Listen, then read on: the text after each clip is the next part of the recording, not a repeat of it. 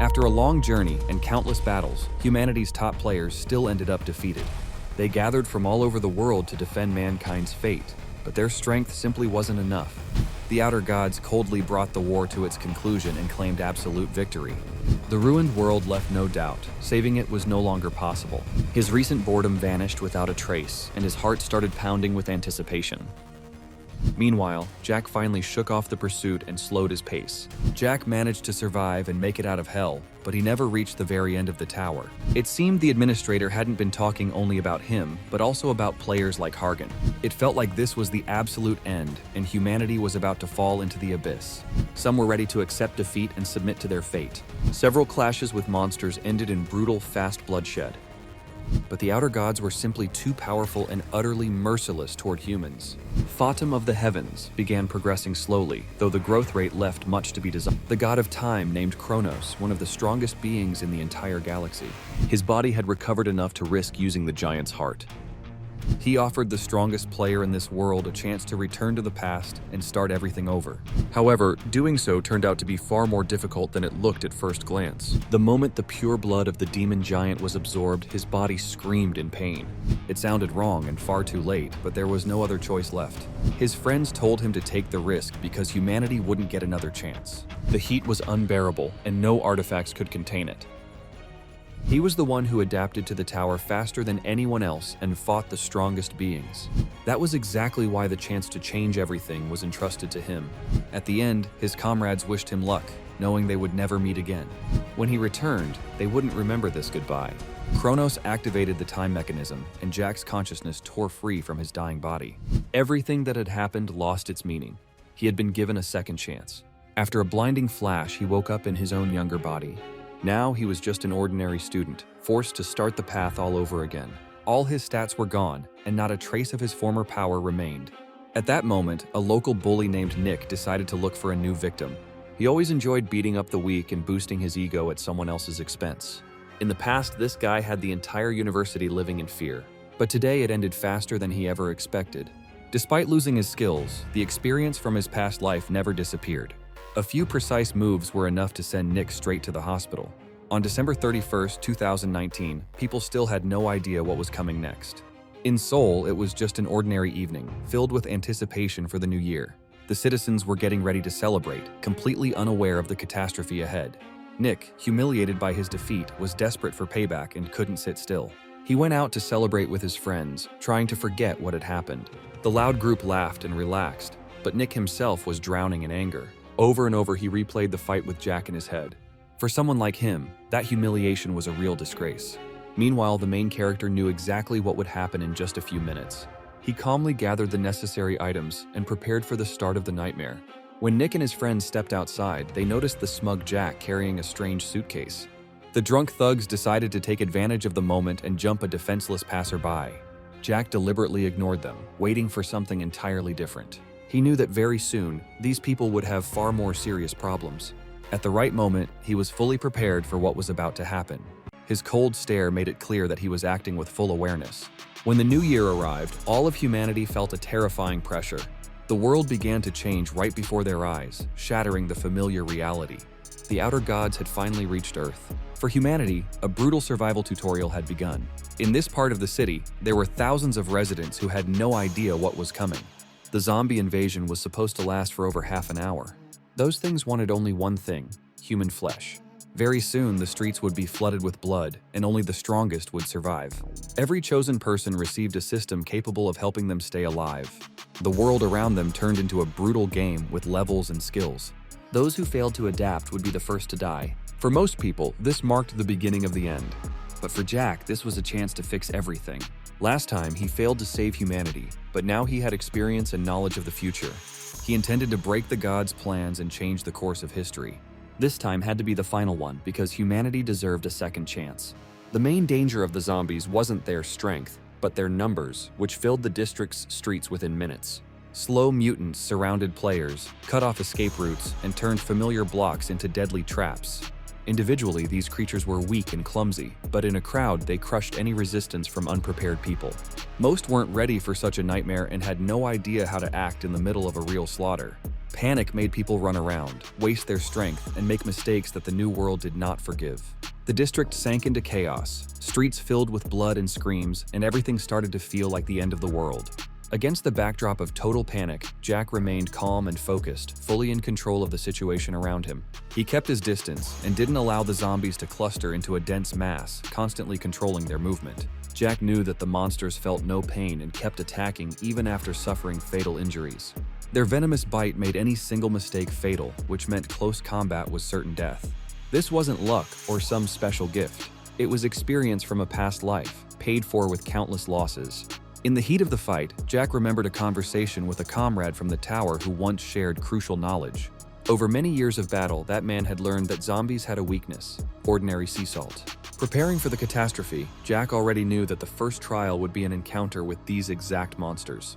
His young body tired quickly, and injuries and exhaustion piled up with every passing minute of the fight. That's why he had prepared a supply of salt in advance, planning to use it only at a moment of total desperation. Meanwhile, Nick and his group didn't panic and started fighting back, relying on brute force and desperation. They managed to take down several dozen zombies, but everything happening around them still made no sense. The monsters gradually tightened the circle, cutting off escape routes and leaving no chance to run.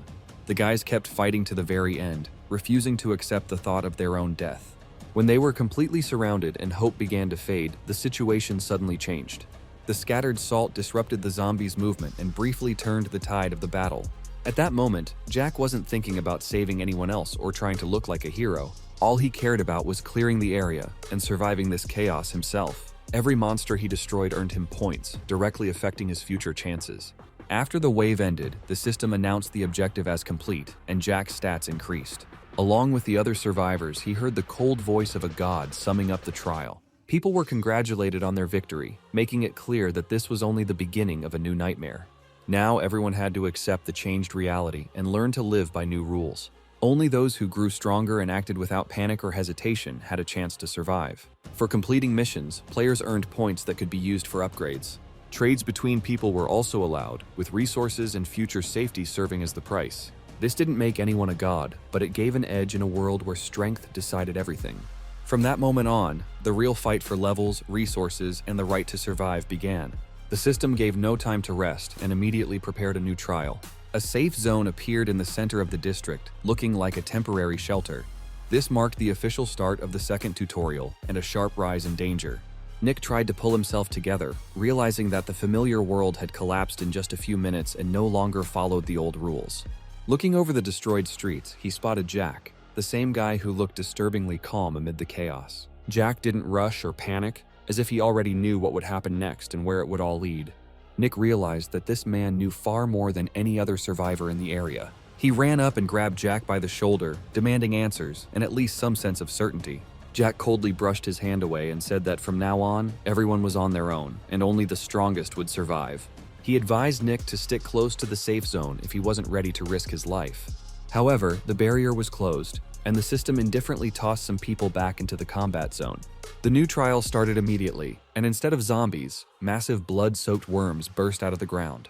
The monsters appeared without warning, dragging people under the asphalt before they could even react. Most of the survivors weren't ready for an enemy like this, but Jack was expecting it. He acted ahead of everyone else, killed a worm first, and earned several hundred points from the system. These creatures stayed hidden until the very last moment, attacking from underground with no warning at all. In fights like this, it wasn't eyesight that mattered, but instinct and experience, the ability to sense the enemy beforehand. At the right moment, Jack would draw his sword and deliver a precise strike, leaving the worms no chance. Experience from his past life let him act cold-bloodedly and rack up levels right in the middle of combat. With every monster he killed, he was able to challenge more and more dangerous opponents. Deliberately, Jack went down into the subway, away from the chaos of open streets and random encounters. He knew that underground, it was easier to control space and predict the behavior of the earthworms. This underground dungeon became the perfect hunting ground for him and a way to grow stronger fast. All he had to do was keep the pace and avoid a single unnecessary mistake. The tunnels quickly filled with the slick green blood of the sliced-up monsters. Jack methodically slaughtered the worms and extracted their mana essence, growing stronger after each fight. His goal never changed: survive until the second trial was over. For most people, this turned out to be nearly impossible.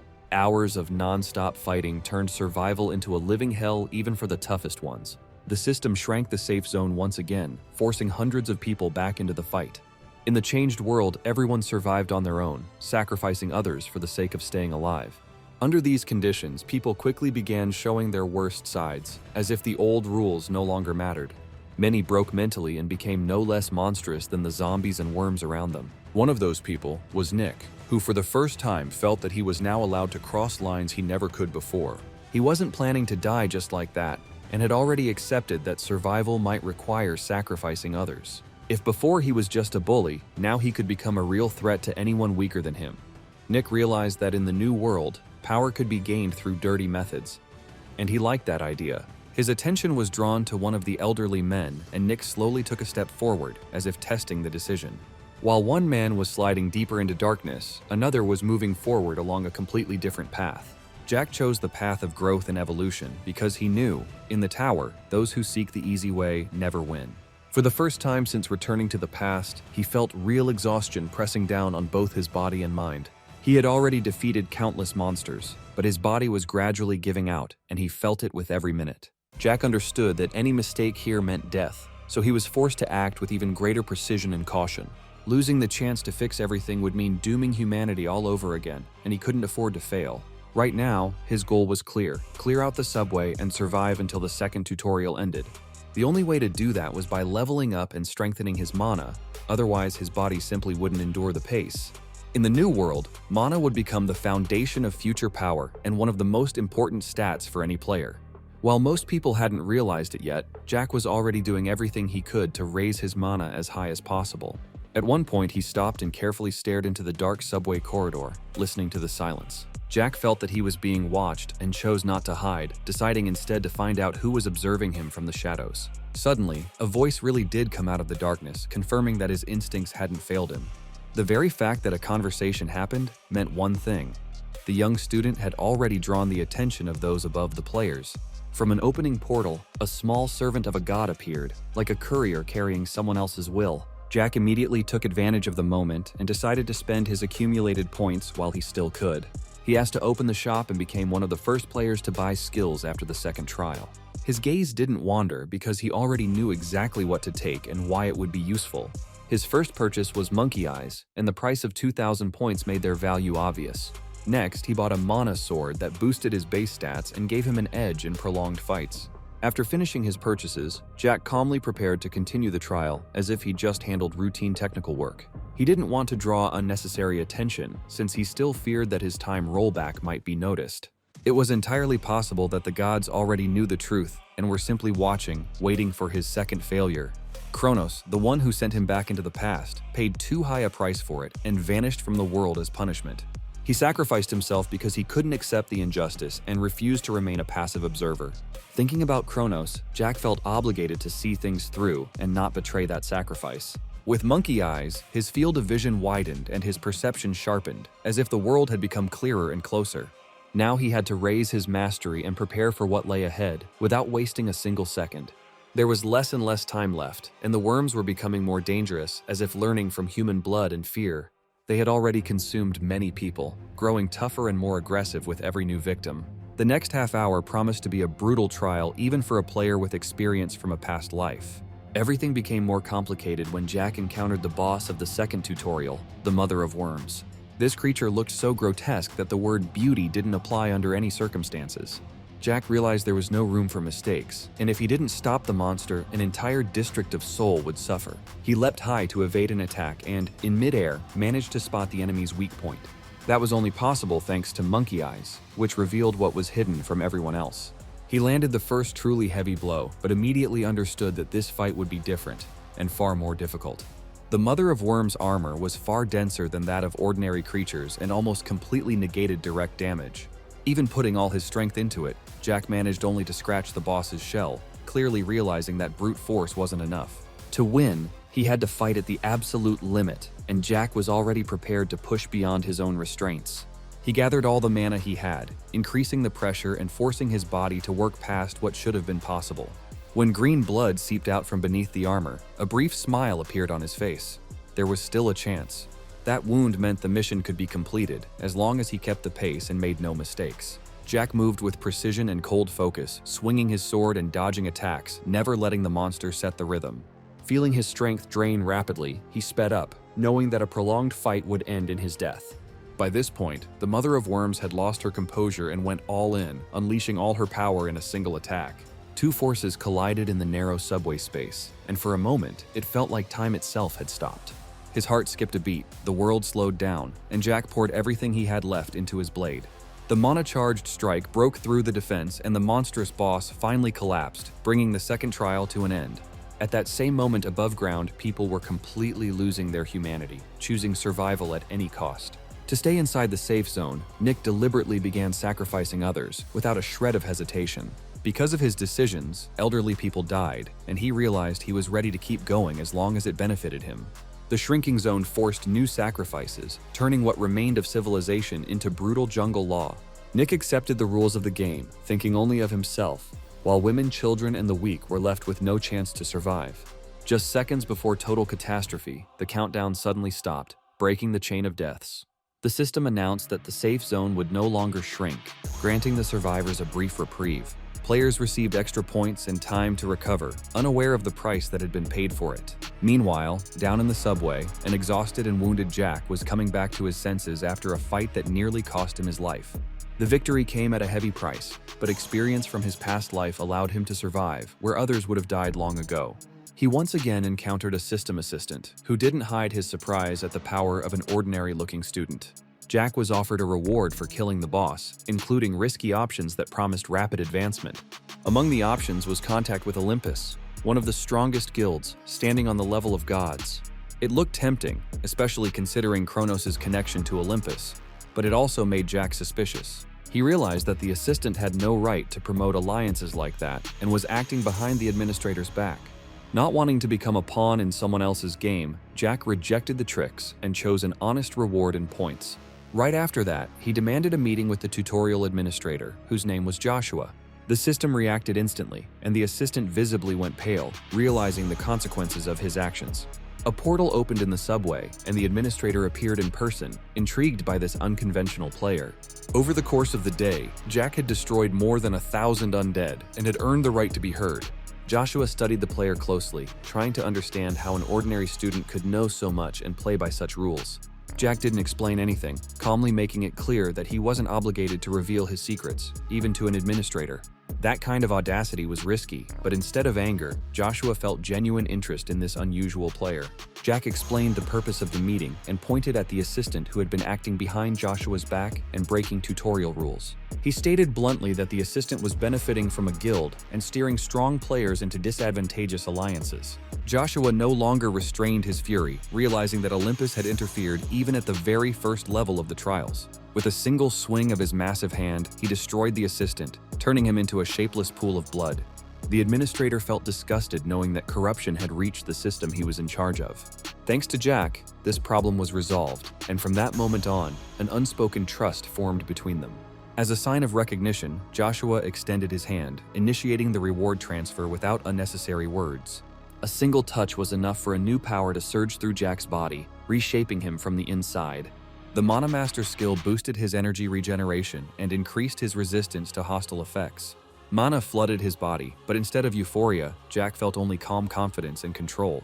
For him, this wasn't an achievement, just another step toward a peak he had once already reached and lost. Joshua told him that they would meet again, but for now, it was time for Jack to prepare for the third trial. The administrator vanished, leaving behind the sense that the system had begun watching this player seriously. His mana concentration reached a mid-level, and ordinary monsters stopped posing any real threat. Still, Jack didn't let it go to his head, knowing his true goal was still far away. Using the remaining time, he methodically cleared the subway, polishing his control and movements without rushing. The dance of the sword flared again and again, leaving behind nothing but green blood and silence. Above ground, the city was changing far more terrifyingly than the underground, and monsters were no longer the main threat. People began acting brutally and coldly, fully accepting the new order of the world. Nick gathered a group around himself, casting out the weak and deciding who deserved to live. He acted as if he had become a judge himself, enjoying the power he held over others. At that moment, a man appeared on the street who looked choosome and out of place in this new world. It was Jack, calmly emerging from the subway, as if all the chaos meant nothing to him. A massive worm burst out of the ground, but its attack looked weak and far too late. Jack dodged effortlessly and crushed the monster's skull with a single motion. Green blood splashed across the asphalt, and silence settled in once more. Nick recognized his classmate and for the first time felt not anger, but fear. Standing before him was someone on a completely different level, and that was clear without a single word. Nick instinctively realized that now wasn't the time to push his luck, so he chose the safest option for himself: to fake it. He acted like he and Jack were old friends who had randomly run into each other again after a long separation in this new brutal world. That forced friendliness was nothing more than an act, hiding fear in the things he had done recently. Looking around, Jack noticed people who had been forcibly pushed outside the safe zone. They were made to haul supplies and do dirty work while others hid comfortably behind the barrier. Jack didn't pretend nothing was happening and immediately voiced his stance on what he saw. He made it clear that Nick had crossed a line because too many people had died because of his decisions. Nick tried to justify himself, claiming that in this world, there was simply no other way to survive. According to him, the old rules no longer applied, and now only the strongest survived, like in real jungle law. The tension between them kept rising, and it was obvious that one more step would make the conflict irreversible. However, instead of a fight, the system intervened and announced the end of the current stage of the trial. All survivors were automatically awarded their earned points, cutting off any chance to continue the argument. Before they were separated, Jack warned Nick one last time not to cross that line again. He said that this kind of path always ends the same way, even if it seems profitable right now. Nick only smirked, treating it like an empty bluff, but the system gave them no chance to test it. Almost immediately, the third stage of the trial was announced under the name Hunt. Now each player had to collect 50 mana essences before time ran out. When the timer ended, the district would be destroyed along with everyone who failed to complete the task. Those who had been victims just moments ago were now forcibly turning into hunters. In the first few minutes, confusion ruled, and most people simply didn't understand what to do next. Many stayed inside the safe zone because it was the only place where they felt an illusion of protection. But everyone knew that without the required number of essences, the trial would end in death for them. For Jack, this stage posed no serious difficulty. He had already collected far more than the required minimum during the previous fights. The strengthened flow of mana turned ordinary monsters into easy prey. He destroyed them with little effort, but never allowed himself to relax. Jack understood that the real threat would appear later, and he had to prepare for it in advance. His body was gradually remembering lost skills, bringing back precision and control in his movements. The road ahead was still long, but the first glimpses of his former power were already starting to show. The third trial was designed to last 72 hours without a break. After one day, most players were still alive, but only because they were hiding in the safe zone. Those who dared to go outside looked exhausted, frightened, and uncertain. A small group of players went down into the subway, deciding that underground was safer than the chaos-filled streets. They didn't know that in the new world, choices like that most often become your last. For the first few minutes, the tunnels seemed empty and quiet, creating a dangerous illusion of control. Everything changed when a sharp metallic screech echoed from deep within the corridor. A mutated spider burst out of the darkness, moving faster than people could react. With a single lunge, it killed an unprepared player, leaving him no chance to fight back. The others froze. Their bodies refused to move, fear locking every muscle in place. Even when they grabbed their weapons, they moved too slowly and too hesitantly. Katie and Mark had been friends for years, but the new world didn't give a damn about the past. When the rats swarmed the girl, her desperate attempts to defend herself proved useless. Mark rushed forward, trying to save his friend, but there were simply too many enemies. Over just these few days, thousands of tragedies like this had already happened, not only in the city but all over the world. However, right here, fate made a rare exception. From the shadows emerged a man who split the monster apart with a single precise motion. Katie didn't even have time to understand who saved her or what had just happened. She didn't know that all this time, Jack had been calmly sleeping in the subway until the screams tore him awake. Holding her breath, Katie watched as the stranger coldly dealt with the monsters, using whatever was at hand as if it were the most ordinary thing in the world. In a situation like this, someone like Nick would have walked right past without hesitation, and that very choice would inevitably lead him to ruin in the future. Jack might look selfish and act calculating, but he would never turn a blind eye to the murder of innocent people. Snatching up his sword, he got straight to work, deciding to completely clear the underground subway tunnels of these creatures. After strengthening his mana flow, the fight became noticeably easier, though especially large monsters still posed a serious threat. He had to go all out, more than once ending up on the brink and taking heavy injuries. But the outcome never changed. Jack's absolute dominance over the monsters of this dungeon. The surviving players stared at him in silent disbelief, unable to believe their own eyes or what was happening around them. They thanked him for saving their lives, gradually realizing that the trial was still far from over. Poisonous substances were already circulating in their blood, and without immediate treatment, most of them wouldn't have made it till morning. Without any extra words, Jack handed them healing pills he had bought for massive amounts of system points. Those kinds of meds were far from accessible to everyone, and their value in the new world was almost impossible to overstate.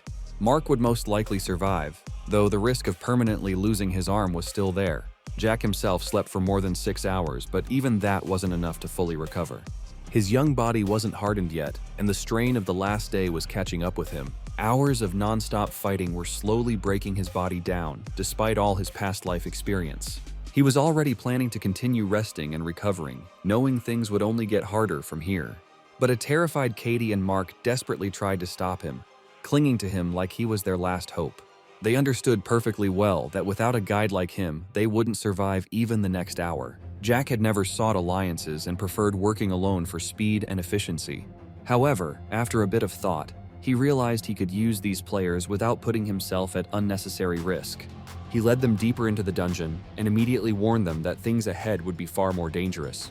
Each of them still had one last chance to turn back and hide above ground in relative safety. Jack was honest and said he couldn't guarantee their survival. They were still far too weak. But the newcomers were already under the influence of his strength and chose to take the risk despite their fear. They said they were ready to go all the way for experience and a chance to change their fate. In response, Jack offered a deal where everyone would get their share of the rewards, if they survived. Their role was simple and extremely dangerous: act as bait for monsters deeper in the dungeon. Mark clearly didn't like the idea, and fear was easy to read on his face. He panicked and called for help, while Jack calmly observed his reaction. Strangely enough, that was exactly what drew the attention of a massive serpent. When the monster entered their line of sight, the hunter stepped out of cover and struck first. The creature didn't expect that kind of speed and took a fatal blow before the fight even began. After the successful ambush, the group continued clearing the dungeon using the same method. Again and again, they reused the same trick, luring monsters straight into a trap. Jack would appear out of nowhere and mercilessly cut the creatures apart, leaving them no chance. After several hours, Mark looked completely drained, but he understood that this had been his own choice. Thanks to that cooperation, he and Katie started steadily collecting mana essences. That meant they would be able to pass the trial and move on to the next level. This is where Jack's character shows itself most clearly. He uses people as tools, yet at the same time doesn't refuse to help or save those who still have a chance to live. By this point, Jack had gathered far more mana essences than were required to clear the trial. Why he needed that many cores was still a mystery, but one thing was clear. This man always acted according to a plan. People like Jack rarely make unnecessary moves, and everything happening now was just preparation for the climax. He kept giving advice to his temporary allies, fully aware that their paths would soon split. When Mark realized that on the next level he'd have to fight on his own, his face went pale with fear. All this time, on some level, he'd been counting on Jack being there to cover him at any moment. Katie stayed part of the team as well, playing her crucial role in this dangerous plan. She handled her task confidently, drawing monsters in and pulling their attention away. If Mark had even half of her confidence, things might have turned out very differently. Now it was Jack's turn to finish what he had planned and do his part. His guidance unexpectedly had an effect on Mark, sparking a desperate kind of motivation in him. The guy actually stepped into the fight, battling monsters with the ferocity of a cornered animal. His level rose noticeably, just like Katie's, who had gone through the same hell. Before long, the cleanup was complete, and the team received its well-earned reward. The joint hunt multiplied their essence gains, but the cooperation had reached its end. Less than 3 hours remained before the task deadline, and it was time to head back to the surface. By then, the city streets were filled with growing tension and escalating chaos. The portal to the next level glowed an ominous red, clearly hinting at the danger ahead. People split into groups as if waiting for an inevitable clash. Most of them had failed to gather the required amount of mana essences. The brothers Dominic and Harry gathered a small gang around themselves, preparing for an unavoidable bloody showdown. They quickly realized that mana essences could be obtained not only from killing monsters, but from killing other people as well. All it took was ending another player's life. The system rewarded it the same way, no difference at all. Nick instantly caught on to this loophole and decided to exploit the new rule purely for his own benefit. People gathered around him, with barely anything human left in their eyes. They were ready to kill without hesitation, just to earn the right to move on to the next level. Rather than starting a fight right away, Nick proposed a compromise that looked more like outright blackmail. He demanded to be handed the required amount of mana essences, promising to spare everyone else in return. That kind of humiliation was hard to swallow, but there were almost no other options. Harry grew visibly nervous, realizing his team was too small to survive a direct confrontation. Retreat seemed like the only rational choice, no matter how degrading it felt. The tension hit its peak when another group of players emerged from the dark opening of the subway. At the front walked Jack, calmly carrying a strange, clearly heavy box in his hands. He hadn't been seen for several days, and all that time he'd been preparing his own move. Opening the box, Jack revealed a massive stockpile of collected mana essences. There were over 1,000 cores inside, and he wasn't showing them off just to brag. Nick's hands started to tremble, greed instantly taking over his mind. Behind him stood a crowd of people, ready to carry out any order. One word would have been enough to have Jack torn apart on the spot. Yet Jack himself remained completely calm, as if he had the entire situation under full control. Jack drew a circle around himself and coldly ordered everyone not to cross that line. He announced that he was willing to sell mana essences for 100 points each. The price was high, but in return, players were guaranteed a pass to the next level. Some called it robbery. Others thanked fate for a single chance to survive. Nick, however, wasn't used to paying for something he could take by force. He refused to play by someone else's rules, relying on his influence and brutality. That choice clearly showed he didn't realize one thing: his end was already very close. With open mockery, Nick hinted that people simply didn't have that many points to pay, though Jack didn't care in the slightest. Jack calmly made it clear that he wasn't forcing anyone to pay. He was only offering an option to those who truly wanted to survive. Arguments broke out among the crowd because there was no consensus on what to do. Nick didn't even try to hide his anger and openly started accusing his classmate. He confidently claimed that Jack had just killed someone, taken all the mana essences, and was now profiting off desperate, helpless people. Mark and Katie stepped into the conflict, deciding to tell everyone how things had really gone down. They had seen Nick lose his mind and wanted people to understand that Jack was someone they could trust. They had witnessed his honesty firsthand and voluntarily acted as guarantors of the deal. Even so, greedy and aggressive people refused to listen to anything. They raised their weapons and rushed forward, deciding to take everything by brute force. The moment the first of them crossed the drawn line, their heads flew off their shoulders. It was brutal, and at the same time terrifyingly beautiful, as if the fight had been calculated down to the smallest detail. One precise motion was enough to decapitate two bastards at once. The rest of the gang didn't manage to stop and almost immediately met the same fate. Jack had warned Nick about exactly this outcome. He told him not to cross the line, but the former bully chose to ignore the warning. Now he and all his allies paid a heavy price for it.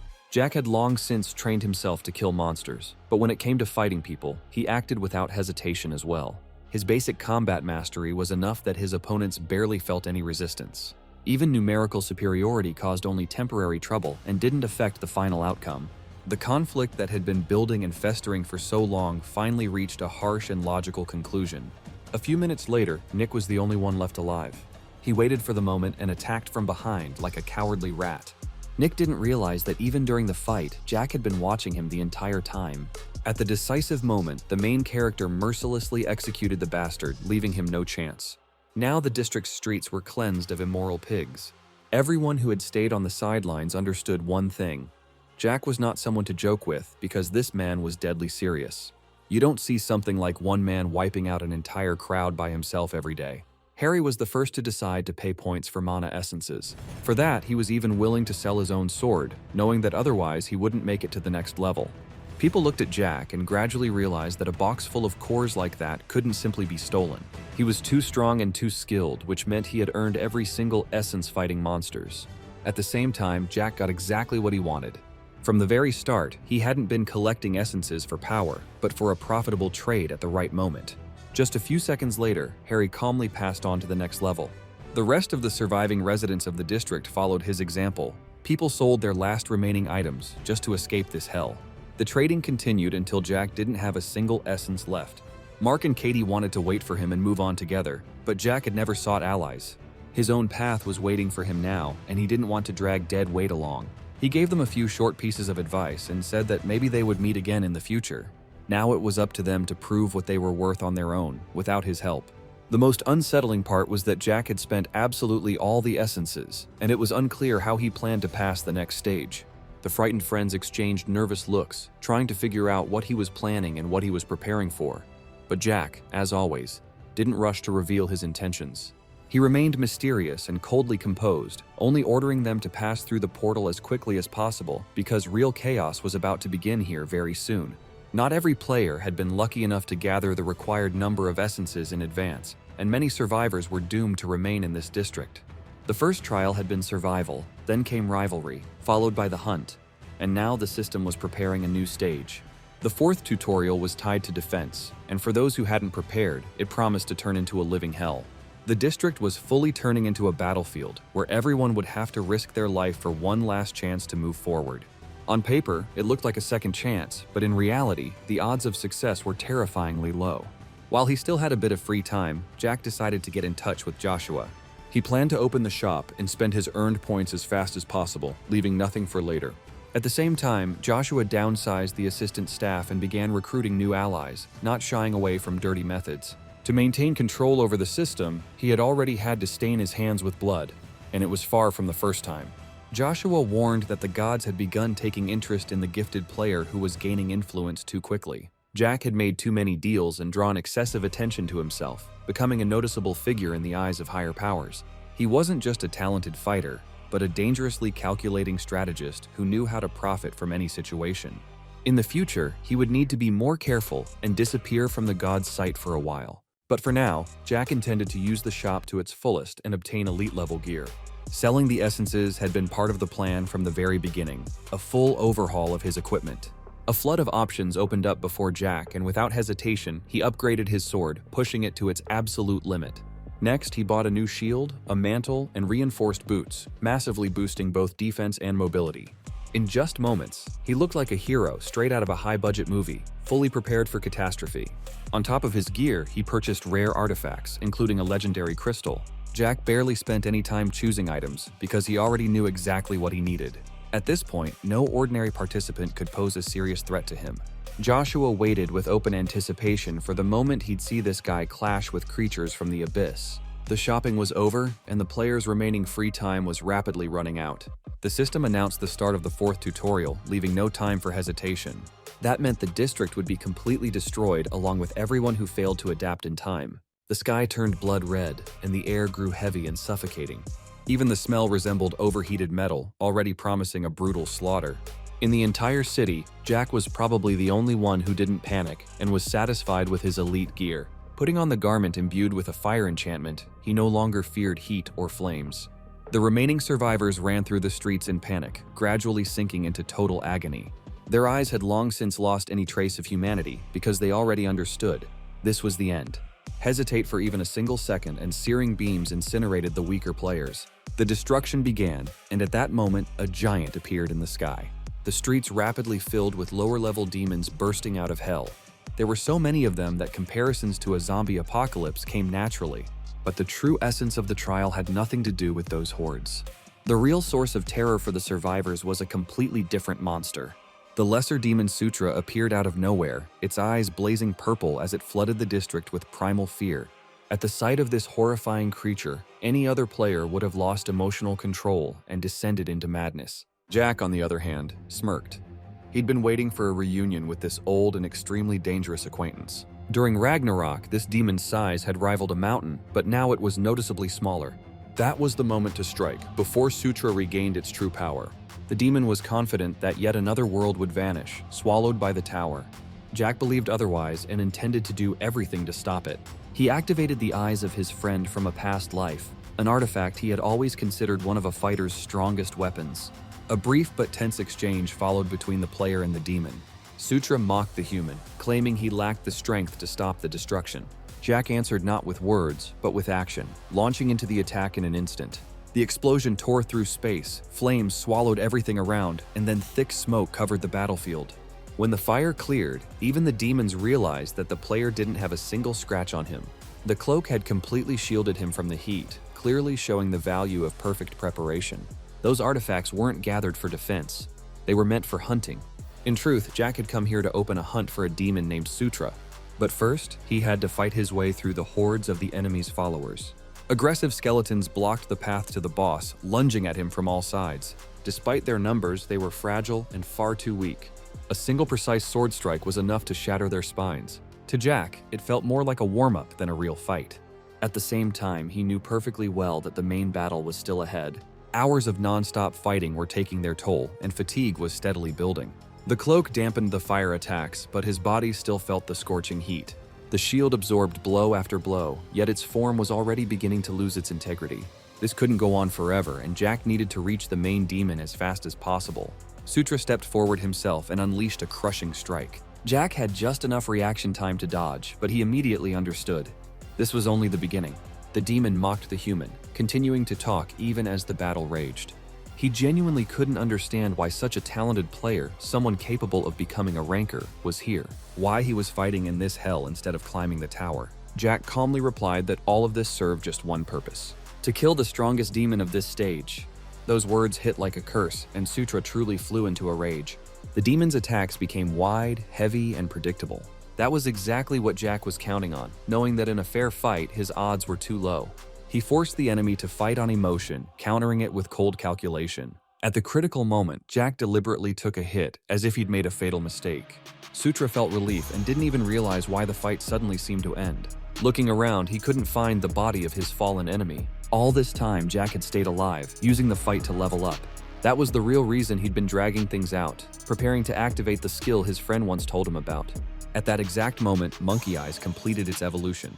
From then on, Jack gained powerful fire resistance, decisively shifting the flow of battle.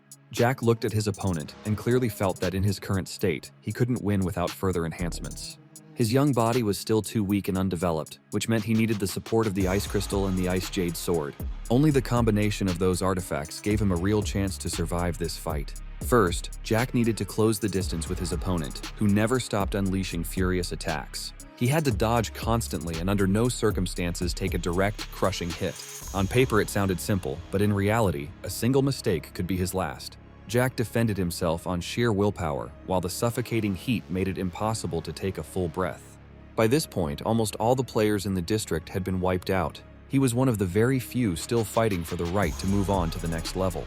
Finally, the artifacts began to take effect, and icy energy started pushing back against the annihilating flames. It showed even on Sutra's face, which twisted in surprise for the first time in a long while. Normally, his fire burned straight through his enemies, leaving absolutely no chance. But today was different. The player endured the pressure and tried to shift into a counterattack. Jack's first strike landed clean, but it wasn't devastating enough. To the demon, it was nothing more than a scratch, not even slowing his movements. To win, Jack had to fight far more aggressively. Pure defense was never going to bring victory. With the activation of the Flaming Eyes technique, battle prediction began. Jack started catching his opponent's movements before they even turned into attacks. Again and again, he had to draw power from the ice crystal, holding back the heat that was melting his body. Now even the cloak couldn't fully cope, and breathing became harder by the second. With a body like this, he couldn't keep fighting for long. There was only one option left: take the risk and go all in, right now. It was an all-or-nothing bet with his life on the line. Jack was no longer fighting just for the next level, but for the expectations of those who believed in him. He'd walked a long road, suffered defeat, and miraculously been given a second chance. Now he stood on the edge between life and death, but fear no longer had any hold over him. If anything, it pushed him to act even harder and more decisively. The ice attack dealt no damage, but it managed to distract the enemy. Sutra lost his bearings and dropped the player from his sight for a few brief moments. Jack seized that opening instantly and lunged toward the weak point. In that moment, time seemed to warp, movements turning heavy and slow. Cold fought with its last strength against the demon's destructive flames. Jack's body flushed dark red and his movements visibly slowed. He had only seconds left before his body completely gave out. Third-degree burns were already setting in, and the sword was starting to crumble right in his hands. Any other fighter would have broken mentally, but Jack had been forged by defeat. He didn't return to the past just to repeat the same path. This strike had to decide everything. The legendary ice blade plunged straight into the back of the arrogant demon's head. The fiery aura covering the city vanished in an instant. An impossible victory became reality, and Jack greedily sucked in the cold air. Those who had bet on him received their answer. Despite the brutal conditions, he leveled up once again and opened the path to the 5th stage. A confident smile appeared on his face, even as his heart was still pounding at its limit after the fight. After the brutal battle, Jack almost immediately lost consciousness and collapsed to the ground. When he came to, the first thing he felt was a burning pain, a reminder that his wounds were still far from healed. That meant only one thing: he hadn't been unconscious for long and hadn't had time to recover. At certain moments, it truly felt like he could die, and the entire fight had been like walking on thin ice. A long road still lay ahead of him, and now he'd have to arm himself with patience. The defeated demon showed no signs of life, meaning the reward could be claimed without risk. Inside the body of such a creature was a rare item known only to the most experienced players. The heart of a giant born in the land of fire contained colossal energy and power. Absorbing that crystal in his current condition was far too dangerous, so Jack decided to save it for later. The moment the reward was secured, Joshua emerged from a portal. He frowned and clenched his teeth, not hiding his confusion over what had happened. Because of this genius player, the tower's administrator was running into more and more problems. The tutorial's balance had been broken. The city was originally supposed to be completely destroyed. Other administrators were already openly accusing Joshua of allowing this player to evolve far too quickly. A participant this talented caused shockwaves and created growing tension within the system. Joshua asked Jack to keep a lower profile, at least during the 5th tutorial. Even so, the reward still had to be appropriate. A single handshake was enough to transfer not only 10,000 points, but also a special skill. Fatum of the Heavens automatically boosted stats and accelerated the player's skill growth. Only those destined to be connected to the tower's higher levels ever received an ability like this. For now, the skill hadn't fully revealed its potential, but over time it promised to become truly dangerous. Jack immediately spent part of the points on a life pill, unwilling to gamble with his body's condition. After quickly checking his stats, he said goodbye to Joshua. No more than 4 hours remained before the transition to the next stage. That time had to be used as efficiently as possible to recover. His wounds gradually closed, burns faded, and his muscles regained strength. This was how the 5th tutorial began, essentially a survival race. The surviving player was automatically transferred to another space. There, he was immediately surrounded by a large number of other participants. Greenery stretched out around them, and the air carried a familiar scent of sea breeze. For the first time, players from different worlds had gathered in one place. The final tutorial was called The Assembled World and became the most difficult trial since the catastrophe began. The island of Varaganda was slowly sinking beneath the sea, and to clear the stage, players had to escape in time. But first, they were required to kill the boss at the island's peak. Otherwise, the mission was considered a failure. The 5th tutorial lasted an entire month, after which the island vanished completely into the ocean. Until now, all stages had taken only days, so the players were confused and began discussing the new rules. At first glance, a month seemed more than enough time, but that was a dangerous illusion. Everything was calculated down to the smallest detail, and wasting time meant bringing your own death closer. The most perceptive participants immediately began suggesting the formation of teams. That made sense, considering the power of the boss waiting ahead. A mysterious man in a white cloak immediately rejected any kind of alliance. His smile made it clear he didn't trust his safety to anyone else. He looked at the others as if they weren't even worth his attention.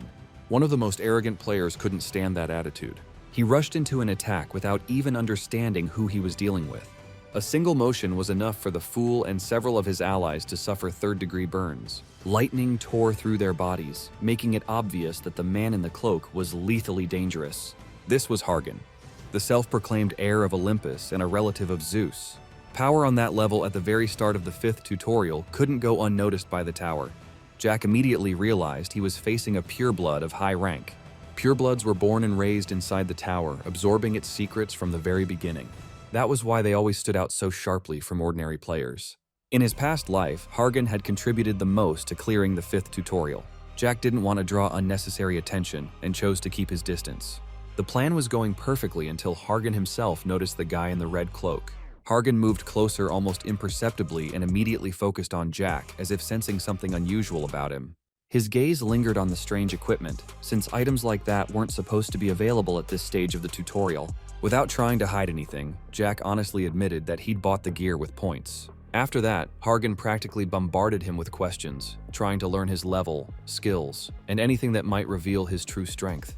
Jack didn't rush to answer and kept a cold silence, which only fueled the other man's curiosity.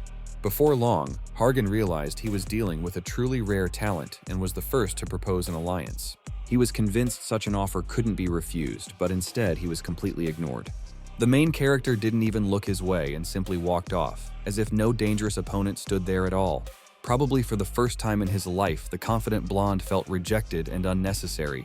Irritation quickly turned into excitement, and Hargan activated a speed skill, deciding to chase the man in the red cloak. Just moments later, he burst into the depths of the forest, where dangerous monsters lurked among the dense greenery.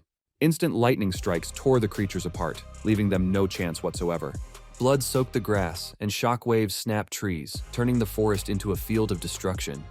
Despite his terrifying power, Hargan clearly lacked the speed to catch up. Jack had already created serious distance and was gradually disappearing from sight. Hargan's thoughts kept circling back to the mysterious player in the red cloak. He even entertained the idea that he'd run into a pureblood no one had ever heard of before. His recent boredom vanished without a trace, and his heart started pounding with anticipation. Meanwhile, Jack finally shook off the pursuit and slowed his pace. He remembered Joshua's words about the balance of the 5th tutorial being broken. It seemed the administrator hadn't been talking only about him, but also about players like Hargan. Deep in the forest, Jack discovered a cave perfectly suited for solitude.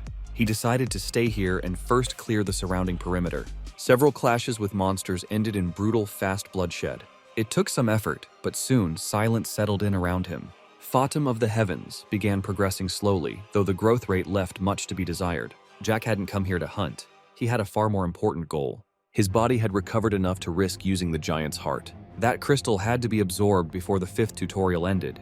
However, doing so turned out to be far more difficult than it looked at first glance. The moment the pure blood of the demon giant was absorbed, his body screamed in pain. Muscles stretched to their absolute limit, his heart hammered at a terrifying pace, and his ligaments felt like they were being torn apart. His internal organs seemed to fight the foreign power, and a real battle unfolded inside his body. The heat was unbearable, and no artifacts could contain it. The flaming eyes fought with all they had against the fire of the giant's lineage, but it still wasn't enough. Giant blood was usually only smeared on the body. Even madmen never tried to absorb it directly. Everything that was happening looked like suicide, and that was exactly why Jack had prepared the flaming eyes in advance. Even so, there was no other path. This was the only way to sharply increase his level. If he didn't take the risk now, everything he'd gone through would lose its meaning. Jack had always been a gambler, and even facing death, he stayed true to himself. He obtained the hidden skill of Giant Flame, but the absorption process was still far from over. For the next several days, he lay on the ground, enduring pain comparable to hell. All that time, he couldn't sleep, eat, or even take a sip of cold water. His body reached its limit and became like an empty shell. Only when hope began to fade did the system notify him that the absorption was complete. The pure blood of the giant had been fully assimilated, and its power perfectly integrated. The long torment came to an end, and his body slowly began to be reborn. The pain vanished just as suddenly, leaving behind relief that felt like a goddess's kiss. When he came to after the recovery, Jack immediately realized that his body felt noticeably better, as if the endured pain was finally retreating. There was no time to hesitate, because in the past, only a few had managed to clear this stage quickly, those whose names later became legends. One such hero was the greatest gladiator and ruler of Asgard, Odin, and that fact only pushed Jack forward even harder. He had no right to lose, even though he currently ranked last in the 5th tutorial. After arriving on the island, every player was automatically placed into a global ranking that grew through monster kills and completed tasks. A quick glance at the list showed how serious the competition was, with participants gathered from different worlds. Standing out among them were elves from another planet, the paladin Elidor and his sister, who had already secured high positions. Just below them in the ranking was a pureblood named Yulia, whose presence immediately drew attention. Right after her stood a man from Earth named Lisandro, holding firmly near the top of the list. First place was unquestionably held by Hargan, who had already built a massive lead over the others. The gap looked terrifyingly large, but Jack knew that with the right moves, it could still be closed. The suffering he endured wasn't for nothing. It was after that ordeal that he gained his first true offensive skill. Giant Flame didn't disappear even after the bearer's death and continued to live inside the body, gradually revealing its power. Moreover, this skill could be passed down through inheritance, which made it rare and genuinely dangerous. Activating his flaming eyes, Jack carefully began analyzing the terrain, evaluating potential targets. Very quickly, his attention was drawn to an orc village, which looked like the perfect place for rapid ranking growth. Without wasting time, he headed there alone, planning to challenge enemies most players would rather avoid. At first, the orcs thought they'd gotten incredibly lucky. The prey had come straight to them. But when fire engulfed the village, every one of them realized this day would be their last. Screams and desperate pleas echoed across the area, but neighboring settlements didn't dare to intervene. At that moment, Jack resembled a predator unleashed from its chains, acting without hesitation or doubt. He methodically slaughtered the orcs one by one, leaving them no time to resist and no hope of escape.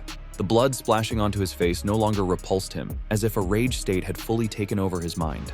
His ranking climbed rapidly, but Jack knew this was only the beginning of the real race. A few days later, he had confidently secured second place, and it was at that moment that Hargan felt concern for the first time.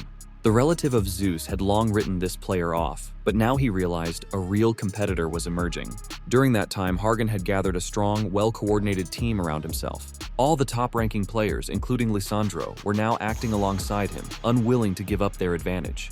Rumors of a new threat spread quickly among the elite, and many eagerly awaited a clash with Jack. At the same time, each of them understood that losing their ranking position could come at a very high price. Soon, it was time to challenge one of the dungeon bosses and begin the final phase of the tutorial. A full-scale hunt began, one that would determine whether the trial could be cleared to the very end. The brother and sister born on the planet Pantomime were considered half-bloods, with the blood of both dark and light elves flowing in their veins. That mixture allowed them to find the correct path even where ordinary players would have long since gotten lost. All that remained was to break through the protective barrier and descend into the underground cave. With an ally like Hargan, such an obstacle wasn't a serious problem. The path to the boss room was open, and all the squad had to do was move forward. Normally, discovering a dungeon granted bonus points from the system, but this time nothing happened. That put the players on edge and made them consider the possibility of danger. The suspicion only deepened when it became clear that someone might have been here before them. As they advanced underground, the system sent out an urgent notification, and tension within the squad spiked. Lisandro asked the captain to check the rankings, unable to shake a growing sense of dread. What they saw stunned everyone. Jack had already taken first place, despite starting the trial later than the rest. It was hard to believe, as if the tower itself had decided to bet on him. Meanwhile, the elite squad continued moving forward, acting in perfect coordination and without hesitation. Monsters were torn apart under the team's assault, unable to slow their advance. The elves confidently guided the group onward, relying on sharpened senses and instinct. Yulia was also part of the squad, a pure-blood resident of the tower, born into a lineage of battle mercenaries. Ahead, the path split, and the captain decided to divide their forces to avoid wasting time. He ordered both groups to push forward no matter what, because the boss had to be killed as fast as possible. Lisandro, channeling his mana, proved he wasn't to be underestimated, acting with cold precision. He fought side by side with Yulia, and more than once caught himself admiring her light, almost dance-like technique. Monsters fell one after another, never even realizing they had already lost. Another cave was completely cleared, and the group closed in on their objective. A massive boss door rose before them, making everyone instinctively hold their breath. This was no place to lose focus. The smallest mistake could cost a life. Lisandro stayed confident and was already preparing to open the door, using mana. But at that moment, his heart clenched painfully with a sense of dread. The rankings shifted again, and it was something you could almost feel physically. From behind the door came crashing sounds and heavy noise, as if the boss was already engaged in battle. The squad took their positions and decided not to abandon their mission. When the door finally opened, they were met with mountains of blood and severed limbs. Almost immediately, the system notified them that the dungeon had been completely cleared. That meant they were too late, and Jack had doubled his ranking on his own. From the darkness, glowing crimson eyes stared back at them, and there was clear mockery in that gaze. When the darkness thinned, that look became even clearer, forcing everyone watching to hold their breath. Strangely enough, Jack really had defeated the dungeon boss completely on his own. It wasn't the island's main monster, but it was one of the strongest creatures hidden underground. The system automatically raised his level, along with his base stats. Almost at once, Jack felt that the giant's flame demanded careful control, or his stamina would drain far too quickly. He also noticed that the skill Fatum of the Heavens only progressed after killing truly powerful enemies. Hunting the weak no longer made sense, only the island's strongest creatures were worth his time now. The massive body of the underground monster lay motionless, showing no signs of life. It felt like only an entire army could have brought down a titan like that. Yet here, one man had done it. Up until this moment, the elite players had considered Hargan the strongest participant of the 5th tutorial. Now, after seeing the aftermath of the battle, no one was so quick to make that claim anymore. Lissandro was the first to realize that a player like this had to be recruited, and he offered Jack cooperation. The seasoned fighter quickly assessed the situation, his gaze sliding over those gathered. He realized he was facing humans from Earth, elves, and only part of the elite division. Jack's eyes lingered on Yulia, someone he hadn't heard of in his past life. Despite the tempting offer, he refused almost instantly. It seemed he deliberately avoided unnecessary ties and obligations. And that was strange, considering the 5th tutorial had been designed for team play from the start. Here, cooperation was expected, because only together could the island's main boss be defeated. After the refusal, Lissandro immediately contacted the captain and summoned him to the battlefield. A moment later, an enraged Hargan appeared inside the boss room. He lunged forward, intent on grabbing the one who had knocked him off the top of the rankings. The blonde's confidence ended up backfiring hard on him. Jack was done playing power games. It was time to put everything in its proper place. With a single motion, he grabbed Hargan by the head and slammed him brutally into the ground. The onlookers went pale, unable to believe what they were seeing. You don't see the heir of Zeus getting humiliated like a helpless puppy every day.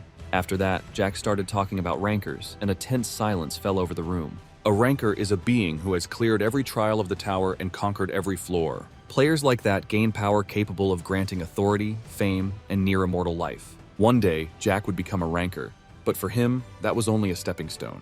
Yulia didn't like hearing that, because she and her bloodline had always dreamed of that very status. She believed only purebloods were worthy of the ranker title. That's when Jack revealed his true goal, saying his path didn't end at the top of the tower. He planned to break through its ceiling and escape the system entirely. By then, Hargan had come to his senses and accused Jack of unnecessary cruelty.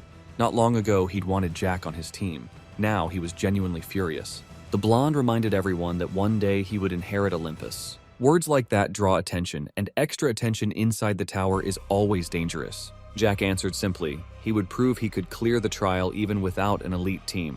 He proposed a bet and declared he would build his own dream team. If Hargan's team won, Jack would join their ranks. But if the man in the red cloak proved stronger, the terms would change. In that case, Hargan would be obligated to fulfill one request from Jack in the future. It was clearly tied to Hargan's special card, something only used in truly critical moments. Experience from his past life allowed Jack to sense danger in advance and prepare for it. The deal was sealed without unnecessary words. All that remained was to deliver on it. There was still plenty of time ahead, but not a single participant even considered relaxing. Just as everyone was ready to part ways, time suddenly froze, as if the world itself had decided to interfere. Jack had his own explanation. Varagonda wasn't an island at all, but an ancient sacred beast whose body had long become a nest for parasites. According to him, those creatures lived inside the giant, endlessly feeding on its power and causing unbearable pain. That was why the island periodically sank. The ocean wiped out the parasites and gave the host a brief respite. Moments ago, Jack had killed one of the strongest parasites, significantly easing the sacred beast's condition. Hargan listened to the theory with clear skepticism, unsure whether to believe it or dismiss it as nonsense. Meanwhile, the time restriction was no longer in effect. The system remained broken until the administrator's assistants restored it. Jack had learned all of this in his past life during a conversation with Odin, though back then he hadn't understood how the legendary warrior cleared the trial in just 1 week. Now it was clear, time had been stopped, and Odin gained a massive advantage, the same advantage Jack had now. He had no intention of wasting even a second of it. The administrator's assistants panicked when they realized the dragon parasite had been killed. Nothing like this had happened since Odin's era. They hesitated, unsure whether to report to Joshua immediately, and tried to deal with the situation on their own. That alone was enough to buy the players several extra days. Using his enhanced perception, Jack instantly picked out the next target, a settlement of massive red orcs, promising rapid growth in power and ranking. He immediately began the hunt, without hesitation cutting down monsters and reinforcing his already high position. Orcs rushed in at their captain's call, desperately trying to stop the enemy. But today, they weren't fighting a man. They were facing a true predator from a death world. It was at that exact moment that time finally began moving again. After boosting his rank and leveling his skills, Jack headed toward the tower where the gods resided, fully aware that the next stage would be far more dangerous. By then, the elite players of the 5th tutorial had already gathered there, the most desperate and ruthless among the survivors. All of them were determined to kill the boss, fully understanding that it would take not just skill, but character. Their confidence was reinforced by the presence of the heir of Zeus. Scanning their surroundings, the elite noticed the approach of the man in the red cloak. It was obvious that Jack wasn't the only one who had taken advantage of the system glitch. The fluctuations in mana made it clear that many players had managed to grow stronger. Hargan smirked and once again declared that a lone wolf wouldn't succeed on this island. Jack still hadn't formed a team, fully living up to his nickname, Madman. And now, these two geniuses were competing for first place. A few ordinary players tried to join Jack, seeing him as their chance to survive. Maybe he wouldn't have objected, but Hargan coldly slaughtered them, making it clear that talks were over. That single gesture was enough to make the rest retreat in fear. Jack didn't care. He was ready to move forward alone. Taking a few steps, he jumped into the abyss without a hint of hesitation. A couple seconds of free fall, and Jack was already inside the first boss room. Dozens of mutated creatures and monsters that had passed the first stage of evolution stood before him. The other players followed after, instinctively bracing themselves for battle. Seeing the number of enemies, some broke into a sweat, while others felt their knees shake. To reach the boss, several control zones had to be cleared. Jack knew the route perfectly and intended to pull far ahead of everyone else as fast as possible. Giant Flame and a magic sword were ready to carve a path for him. No one rushed to interfere. Everyone wanted to see what the top-ranked player was truly capable of. The descendant of Zeus watched grimly, hoping Jack would die so first place would return to him. But the battle immediately took an unexpected turn when Jack suddenly vanished. In the next instant, he appeared above the horde of monsters, crashing down on them from above. His speed and technique left the others staring wide-eyed, unable to hide their awe. A single strike against the orc leader was enough to make it clear. They were witnessing the best of the best. Sparks flew in every direction, and a crushing aura stripped the monsters of their will, making them tremble in fear. Watching him fight was a true spectacle, just not for the heir of Zeus, who was driven into fury by what he saw.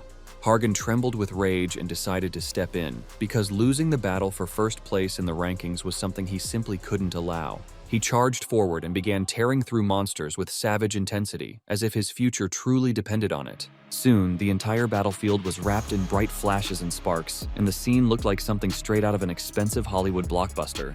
The rest of the team couldn't stay on the sidelines any longer and raised their weapons, rushing in to help their captain clear the area. Even if they were inferior to Jack in raw power, each of them had their own trump card, magic abilities, enhanced mana control, or rare techniques. It was obvious that if a real fight broke out right now, this group wouldn't go down easily. After fully clearing the area, the players came upon gigantic gates decorated with a strange depiction of monstrous beasts battling a massive creature. There was no doubt left. Something truly dangerous was hidden behind those doors, and it would take real resolve to step forward. Since everyone was here together, acting as a team would have made the most sense. But, as usual, Jack chose otherwise. He went in first, leaving the others no choice, and to avoid letting him take all the rewards, Hargan and his allies hurried after him. Just moments later, they found themselves inside a vast hall and froze at the sight of a chained beast standing at its center. It was a colossal chimera, sealed deep beneath the island, and the system immediately confirmed it. This was the third boss. At first glance, everything seemed straightforward, but Jack instantly realized the situation was far more complex. He knew that destroying the control crystal wouldn't kill the monster, but instead, bind it to one's will. Whoever controlled the chimera would receive extra points and absolute command over the beast. While the others hoped to unite, kill the boss, and finish the trial, Jack had already made his decision. He rejected team play, drew his sword, and without hesitation pierced the magical crystal. The chains crumbled, the curse vanished, and in that same instant, Jack felt monstrous power concentrate in his hands. The freed chimera roared but didn't attack. It waited for orders. A second later, Jack commanded it to smash through the nearest wall, and the gigantic creature obeyed. The chimera's crushing aura paralyzed inexperienced players. They went pale and broke out in sweat, as if trapped inside a blazing furnace. As long as Jack controlled the monster, the others didn't have to fear for their lives. It was clear the chimera had been assembled from parts of creatures native to the island, raising an unsettling question. If this wasn't the true boss, then who was behind all of this? Jack made it clear that the real truth lay ahead and suggested they keep moving forward. The players exchanged looks and turned to the captain, waiting for an order. Hargan was left with no choice. He had to follow the man who had been getting under his skin for a long time. As they advanced, they found mangled remains of monsters, and with every step, the tension only grew. At some point, even Jack's heart started beating faster, which was extremely unusual for him. That happened when they entered the hall of the fourth boss and saw the true creator of the chimera. The system immediately updated the objective required to complete the tutorial. Now the goal was clear: destroy the creator and give him no chance to escape. The chimera instantly caught the familiar scent of blood and let out a loud roar, as if recognizing the one standing before it. Jack had full control over the monster, but he didn't abandon his allies and stepped into the creator's chamber himself instead of retreating. That action intrigued the Black Mage, and a faint smile even appeared on his face. He immediately sensed the blood of Zeus present in the room, and his attention sharpened at once. Realizing that the one before him was merely a half-blood, the mage allowed himself some scornful words, truly enraging Hargan. The fourth boss turned out to be Child, a black mage and a ranker who had long vanished from the tower. In the past, he had served as an examiner on the 50th floor and had used hundreds of players as test subjects without hesitation. It was he who managed to mix the blood of various monsters and create the Chimera, but now there was no reason to fear his former power. After his defeat, Child lost his might and was sentenced to a punishment lasting 1,000 years. He was forced to create bosses for the tutorials, never being allowed to regain his lost power. Stepping closer, Jack narrowed his eyes and allowed himself a short smile. That was enough for the Black Mage's face to twist with rage. He recognized that look and screamed as if a demon had possessed him. The eyes that once belonged to a monkey clearly caught the Chimera creator's attention. Child started bombarding Jack with questions, but Jack had no intention of answering. The next instant, disgusting, foul-smelling monsters rushed at the players. This was exactly what everyone had come here for, a bloody, merciless battle. Hargan's team didn't fully understand what was happening, but they chose to react on instinct. Raising their weapons, they charged forward and ruthlessly hacked the creatures apart. This couldn't be compared to fights against skeletons or goblins. The threat level was completely different. The only comfort was that these beings were failed experiments. That meant the players still had real chances to win. Their attacks cleared a path for Jack, and he moved forward without hesitation. At that moment, the skill Coffin of Darkness was activated against him. Child tried to seal his opponent using black magic. At first it worked, but then the unrestrained genius began to break free. Using raw force, Jack shattered the protective barrier. Coffin of Darkness failed to stop him, and now he looked even more determined. The Black Mage trembled, and doubt appeared in his eyes for the first time. Looking at Jack, he saw the image of Hercules, the hero of Olympus, the son of Zeus, known as the ruthless slayer of giants. The one who never hesitated to punish evil, yet always showed mercy to the weak. In a past life, Hercules became Jack's friend and taught him many things. The skill giantization was being used in battle right now. The power of the giant seeped into his arm, though his mastery level was still low. His young body couldn't withstand such strain for long, and Child still had a chance. During the fight, Jack felt as if he existed in two worlds at once. In his mind, he replayed conversations with Hercules and remembered his warnings. The giant slayer had said the Black Mage had to be destroyed at any cost. Risk was only justified if the skill was carried through to the very end. His weakened body was already failing, but Jack chose to push forward regardless. He went all in and stepped closer to his goal. The madness in his eyes truly began to terrify the Chimera's creator. In a desperate attempt to defend himself, Child activated Black Wall of Thorns. It was his strongest defensive technique, but it didn't last long. A man wielding the power of a giant proved nearly unstoppable. Jack broke through the wall and instantly grabbed Child by the throat. Pinning him to the wall, he struck with his other hand, crushing his nose and knocking out teeth. If Hercules had witnessed this fight, he would have been satisfied. In his past life, Jack received his most important advice from his friend Christopher, the first to obtain the monkey eyes and unlock their true potential. With that gaze, one could destroy the strongest monsters, and now Jack felt that power firsthand in battle.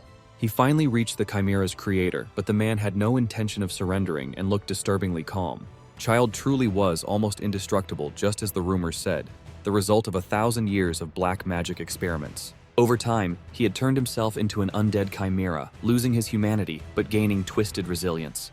However, no experiment can account for everything, and the flaming eyes allowed Jack to spot a weak point. After that, a single precise strike was enough to make it clear. This was the end.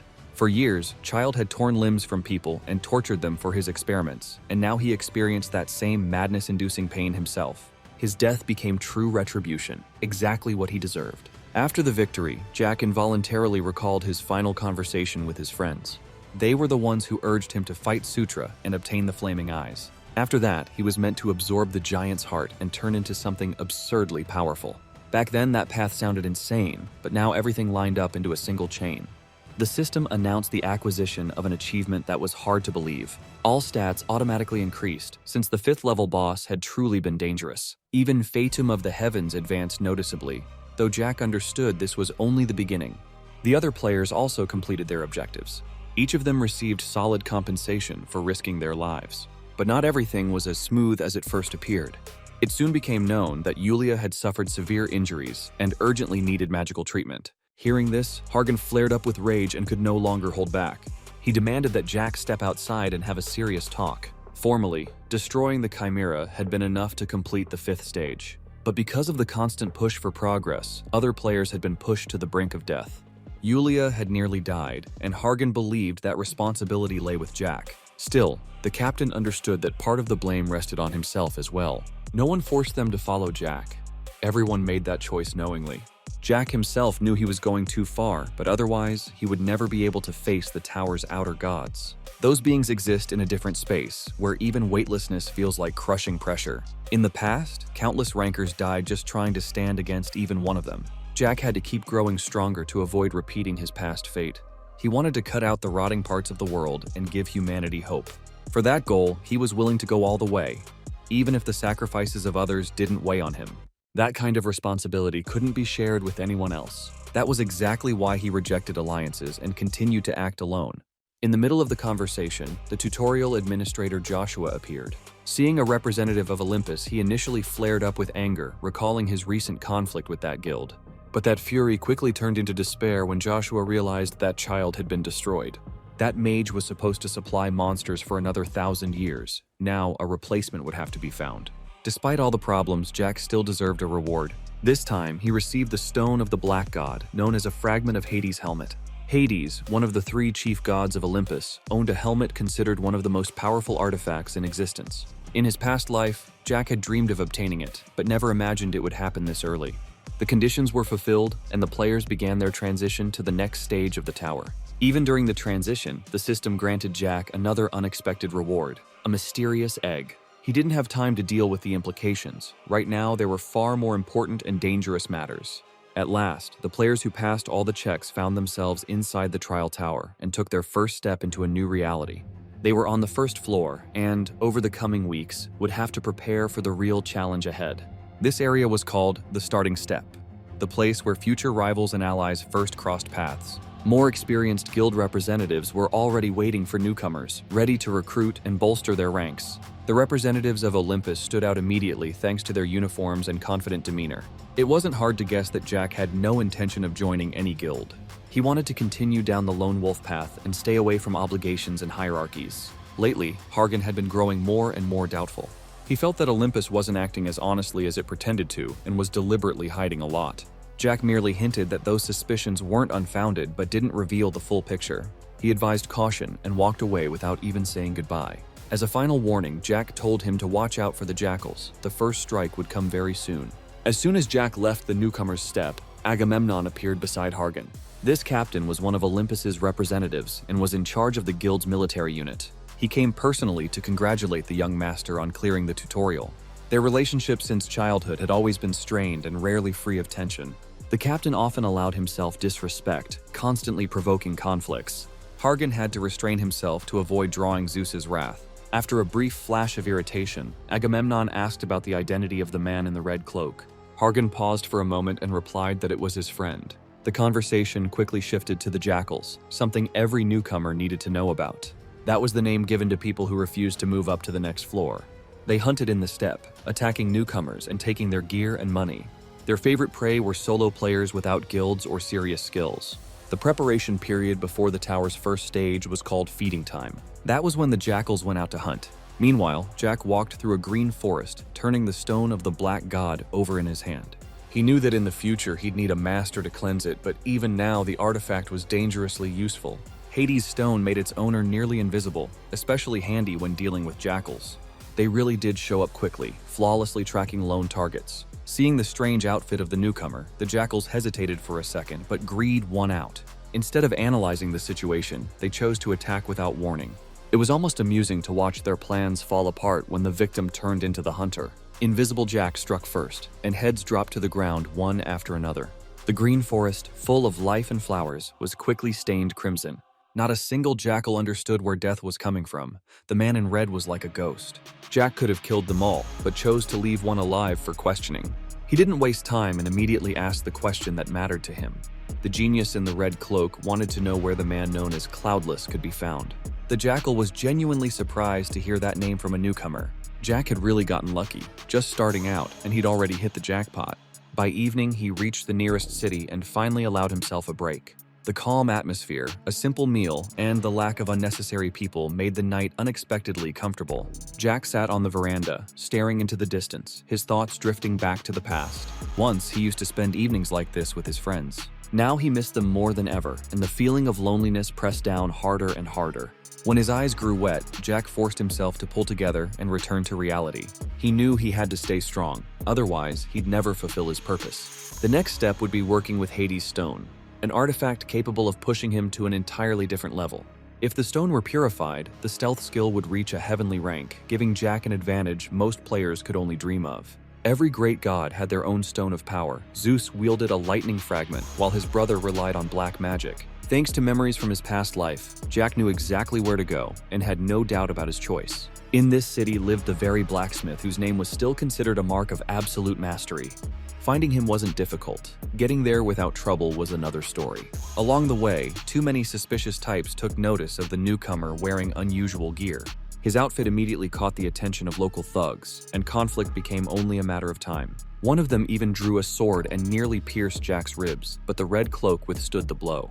After that, retribution began, and the number of enemies stopped mattering. Skills decided the outcome, and twisted arms and broken ribs quickly killed any desire to keep fighting.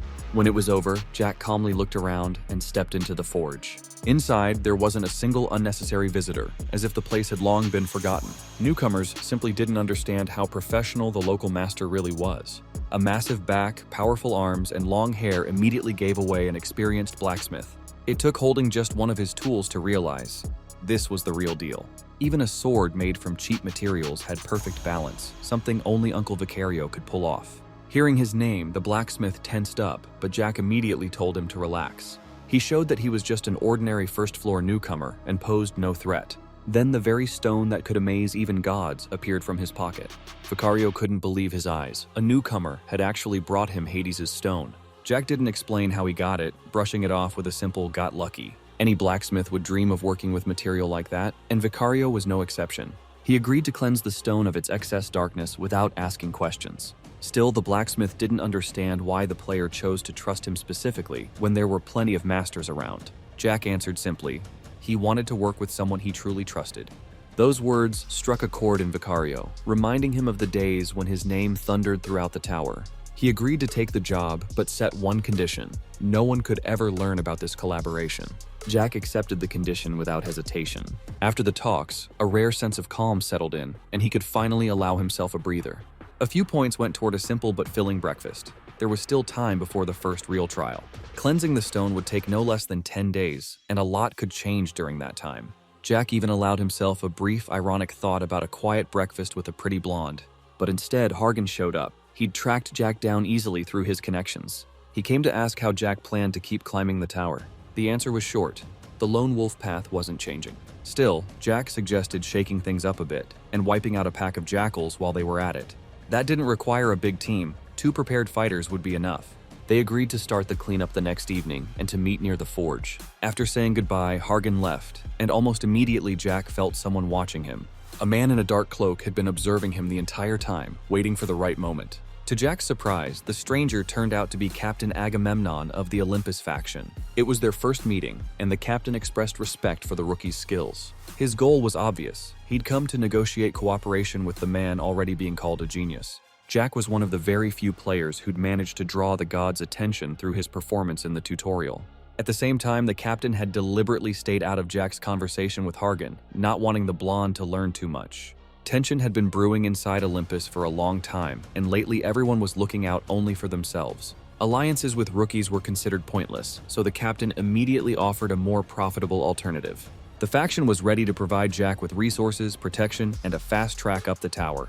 It all sounded perfect. All he had to do was form an alliance with Lord Eris. He was the legitimate son of Hera and Zeus, a powerful being who had already become a ranker. But despite the big names and generous promises, Jack remained indifferent. He'd always planned to walk alone, and he had no intention of changing that. Olympus had long been rotten from the inside, and that wasn't a secret to him. The man in the red cloak stood up from the table without even saying goodbye, once again showing his arrogance. That behavior enraged the captain, his face flushed red with fury. Jack only added coldly that he would never cooperate with people unworthy of it. Stepping outside, he had no idea he'd just signed his own death warrant. The captain immediately summoned an aide and ordered a pack of jackals to be assembled. At the first convenient opportunity, they were to attack and eliminate the player named Jack. The jackals were confused. Why mobilize 100 fighters for a single rookie? Agamemnon warned them that this guy was dangerous and not to be underestimated. The next day, the two talented players met again. All evening, Hargan silently watched Jack, trying to piece together far too many unanswered questions. He kept recalling the Black Mage's words, unable to understand how Jack had obtained the monkey eyes. That skill had once belonged only to Christopher, the sage said to stand equal to the heavens. In less than 100 years, he climbed the tower and became a supreme ranker. Christopher became famous as a warrior with flawless natural talent. But Jack wasn't just using his eyes, he was also wielding fire on Apollo's level. On top of that, he was using giant techniques once associated only with Hercules. Hargan couldn't help but wonder who this man really was. Maybe the answers existed, but there was no way to get them in a single evening. It was better to get back to reality and deal with the jackal problem in the city. Jack led Hargan into an ordinary, unremarkable tavern. Inside, they were met by a young guy who claimed he was too busy for guests. But the moment Jack said the name Cloudless, the man's hand started shaking. He dropped his pen and bolted for the exit like he was running for his life. Jack instantly sped up and caught the fugitive without any effort. There was no doubt anymore. This was the very Cloudless people had been whispering about. His appearance turned out to be nothing but an illusion. His true form surfaced quickly, and it was like he aged decades in an instant. Standing before them was the king of the jackals, a player from Murim named Michael. He no longer looked like a harmless, pretty face from a magazine cover. Michael frantically tried to figure out how the information had leaked, while Jack just smiled calmly. Powerful figures from the Olympus faction stood behind the Jackal King. Jack started the conversation, while Hargan grew more and more confused by the second. It looked like things were happening inside Olympus behind his back that he'd never even suspected. The Jackal King had been working with Agamemnon for a long time, carrying out his dirty orders. If the heavenly ruler found out about this, the fallout would be catastrophic. Judging by the look on Michael's face, he understood that perfectly. The Jackal King was ready to do anything to keep his secrets buried. First, Jack needed to find out where all these criminals were hiding and who was really running their organization. The Jackal's structure included over 1,000 fighters, and Cloudless had to admit that gathering them all in one place was the only option. He had no choice left, so he agreed to set up a meeting in an underground cave known as Midnight Breakfast. After that, the two young players calmly left the tavern without drawing any attention. Hargan wasn't smiling anymore. His face had hardened, and there was barely contained anger in his eyes. Once they were alone, a dark aura flared around the blonde, and he demanded answers from Jack. He still struggled to believe that Olympus could be working with criminal organizations. Hargan had grown up inside the faction and had believed since childhood that it stood for justice and order. Now he was facing a choice: accept reality or keep living in denial. Too many things hadn't been adding up lately. Jack's words, Joshua's hints, Cloudless's behavior, all of it was slowly forming a single picture, and it was far from pretty. Jack didn't push him and simply told Hargan to decide for himself which side he was on. The next day, it was time to deal with the jackals, and the man in the red cloak was already waiting for his partner. He allowed for the possibility that Hargan wouldn't show up, but he was wrong. The heir of Zeus thought everything through and realized he had no right to look the other way. If Olympus had truly started rotting from the inside, then it had to be stopped. He remembered his mother, a woman he barely knew, but who always said that justice mattered more than strength. Hargan wanted her to be proud of him, and so he stood beside Jack. Whoever the Jackal's patrons were, he swore to destroy anyone who had stained the name of Olympus. Meanwhile, an entire army of criminals gathered inside the underground cave, talking in tense, hushed voices. The smell of oil hung thick in the air, but no one rushed to explain why they had all been summoned. Soon, the king of the jackals stepped onto the stage, Michael appearing before his subordinates in person for the first time. Until now, he had always stayed in the shadows, ruling through intermediaries, which only strengthened his authority. Thousands of bandits bowed their heads, acknowledging their leader's power. Michael announced that he had gathered everyone for an important statement that would change the organization's future. He declared that from now on, the Jackals would receive even greater support thanks to Olympus's patronage. After that, the king decided to introduce the two benefactors who would oversee their operations. Two figures stepped onto the stage, the well-disguised Jack and Hargan. Michael still didn't understand what was happening, genuinely believing his empire was untouchable. The points collected from the bandits, meant for Agamemnon, were handed over to Jack. It turned out to be Asgard currency, in an amount that was hard to hide surprise at. After assessing the haul, Jack merely smirked, feeling like he'd hit a truly massive jackpot. He thanked Cloudless for the cooperation and calmly announced that the show was over. Then came the snap of fingers, and the cave was instantly engulfed in flames. The entire space had been soaked in oil in advance. All that was left was to light the fuse. Criminals who had spent years robbing and killing ordinary people screamed as fire consumed them. They begged for mercy and second chances, but fire showed no mercy. This wasn't an execution, it was retribution. Michael watched in horror, realizing he had personally signed his own death sentence. He couldn't believe that 2 players were capable of wiping out an entire 1,000 of his fighters. Hargan acted with icy focus, like he was ripping rot straight out of Olympus's body with his own hands. The Jackal King desperately tried to contact the captain, but no response came. Jack had blocked all communication channels in advance, cutting the cave off from the outside world. Mana concentration sealed the space. There was no help coming. Michael understood that he would die here along with his empire. After years of robbery and bloodshed, it was time to pay the bill. Letting out a beast-like roar, he lunged forward, baring rotten teeth. Jack, however, stayed calm, simply waiting for the moment when the prey would run straight into his blade. Jack's aura slammed into the Jackal King like a crushing wave, freezing him as if his body no longer obeyed his mind. From there, it was pure technique. A few precise movements, cold calculation, not a shred of emotion. A moment later, Michael's head rolled across the stone floor, and the world became just a little quieter, and a little more just. When the underground cave finally fell silent, the 2 stepped outside, breathing in fresh air as if returning to reality. Hargan struggled deeply with what had happened, barely able to comprehend how calmly his partner had accepted it all. Just moments ago, Jack had wiped out more than 1,000 people, and from the outside it looked like he'd simply finished a routine job. A disturbing thought flashed through Hargan's mind. Did this man feel no guilt at all, and wasn't he afraid of becoming a monster himself? Jack didn't justify himself. He only calmly said that he had removed people who had been destroying other lives for years. For him, it wasn't a sin or cruelty, but a necessity, a responsibility that someone had to take on sooner or later. For the first time, Hargan wondered if this was how people who truly change the world think, rather than just live in it. At that moment, he stopped seeing Jack as a rival and began to view him as a benchmark. The heir of Zeus promised himself that he wouldn't stop until he tore the rot out of Olympus down to its very roots. After that, it was time to deal with the rewards and the consequences of what had happened. Dirty money meant nothing on its own, but now it could be turned into a tool for doing the right things. At first, Hargan didn't even dare touch those points, as if they might burn him. But once he understood their true value, he realized that sometimes even darkness could be put to good use. Before parting, Jack asked a question that had been bothering him for a long time. He wanted to know what reward Hargan had received for the previous tutorial, where he'd placed second. The answer confirmed his suspicion. The prize had been truly valuable and rare. At that point, the story of the 2 heroes temporarily steps aside, and the focus shifts to Olympus's captain.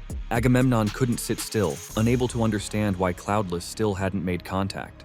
The situation felt suspicious, especially considering that the jackals were supposed to pay a protection tax. Soon, one of his aides burst into the tavern and urgently called the captain to come along. Just minutes later, they were standing inside the underground cave, trying to grasp the scale of what had happened. 1,000 bodies burned alive, a sight no one could ever be prepared for. Finding neither point nor any trace of a deal, Agamemnon snapped, realizing he'd been completely outplayed. Meanwhile, Jack received nearly 250,000 points for completing the task. Spending that amount right away was impossible. Too many eyes were watching currency movements. The smartest move was to lie low and wait for the right moment, just like any experienced player would. But Jack's thoughts were occupied by another mystery. He couldn't figure out what the strange egg he'd received as a reward actually was. Hargan had obtained the Hand of Thunder, an artifact even rankers were willing to fight over, which meant the egg had to be something of an even higher tier. Usually, only 2 kinds of beings were born from relics like that. Either those who become protectors of the world, or those capable of destroying it. Either way, the creature inside the egg would have to acknowledge Jack as its master. Suddenly, the room filled with crackling sounds, and the air darkened and grew heavy. The egg responded to its owner's presence, showing its will for the first time. These past days had given him far too much to think about, and staying idle no longer felt right. Not wanting to waste time, Jack headed to the blacksmith. Vicario had been working without rest and was ready to show the results. Hades' stone turned out to be incredibly durable, and the master had to push himself to the limit to work it. During the cleansing process, a large amount of valuable magical dust was produced. That material could be used to enhance armor or weapons. The blacksmith suggested creating an item that would work in tandem with the stone. For Jack, This was a chance to take his equipment to an entirely new level. The magical dust was meant to be fused with mithril, the strongest metal in the universe. The cost of such work was enormous, and at the moment he couldn't afford it. Jack was already about to refuse, but the master unexpectedly offered to arrange it as a debt. That proposal could change everything, and the man in the red cloak didn't turn it down. Vicario wasn't helping out of pity. Jack had entrusted him with a relic, and the blacksmith chose to repay that trust in kind. He offered credit and promised to create a sword capable of fighting even ancient dragons. A week passed, and tension within the Olympus Guild continued to rise as the captain spotted a convenient opportunity. The destruction of the jackals could be presented as their own victory if the unnecessary witnesses were removed. The only real obstacle was Jack, so they decided to eliminate him as quickly as possible. An army of soldiers received orders to begin the hunt without questions or hesitation. Meanwhile, Jack was exterminating monsters, maintaining his form, and slowly increasing his attributes. Progress wasn't fast, but it was steady, so he felt no need to rush. At that moment, Vicario reported that the cleansing of Hades' stone was complete, and the result exceeded expectations. The relic had been stripped of darkness and became a truly pure artifact, worthy even of the gods. The blacksmith was waiting for Jack, but hearing noise, he stepped outside, gripping his hammer tightly. There, he was already surrounded by the army of Olympus, led by a captain who made no attempt to hide his hostility. The captain coldly addressed the blacksmith by his true name, Hephaestus, and without hesitation accused him of betraying Olympus. Long ago, he had refused to carry out the gods' dirty orders, and the faction had never forgiven him for that choice. On the first floor, the power of rankers was restricted, but even under such conditions, Hephaestus remained lethally dangerous. That was precisely why Olympus had brought Harris, a high ranker and one of the faction's strongest fighters. Harris recognized the blacksmith at once. In his youth, he had trained under him and regarded him as a living legend. Now the student stood facing the master, understanding that this battle would change their fates forever. The fight began instantly, and the ordinary soldiers were ordered to retreat as far as possible. The blows shook the street, and shockwaves shattered walls and maimed those who failed to withdraw in time. The initial clashes led nowhere, and Hephaestus remained calm, fully controlling the battle. He didn't want to kill Harris, and restrained himself to the very end, trying to finish the fight without death. But the young ranker suddenly changed tactics and began acting ruthlessly and with cold calculation. Using artifacts, he distracted the master and struck a treacherous blow at the most vulnerable moment. When the dust settled, it became clear that the outcome could no longer be changed. Hephaestus's body began to turn to stone, as if under the gaze of Medusa herself. This was made possible by a sealing shield capable of suppressing even a legendary ranker. A moment later, Hephaestus was completely transformed into a motionless stone statue. Harris had achieved one of the most important victories of his life, yet there was no joy on his face.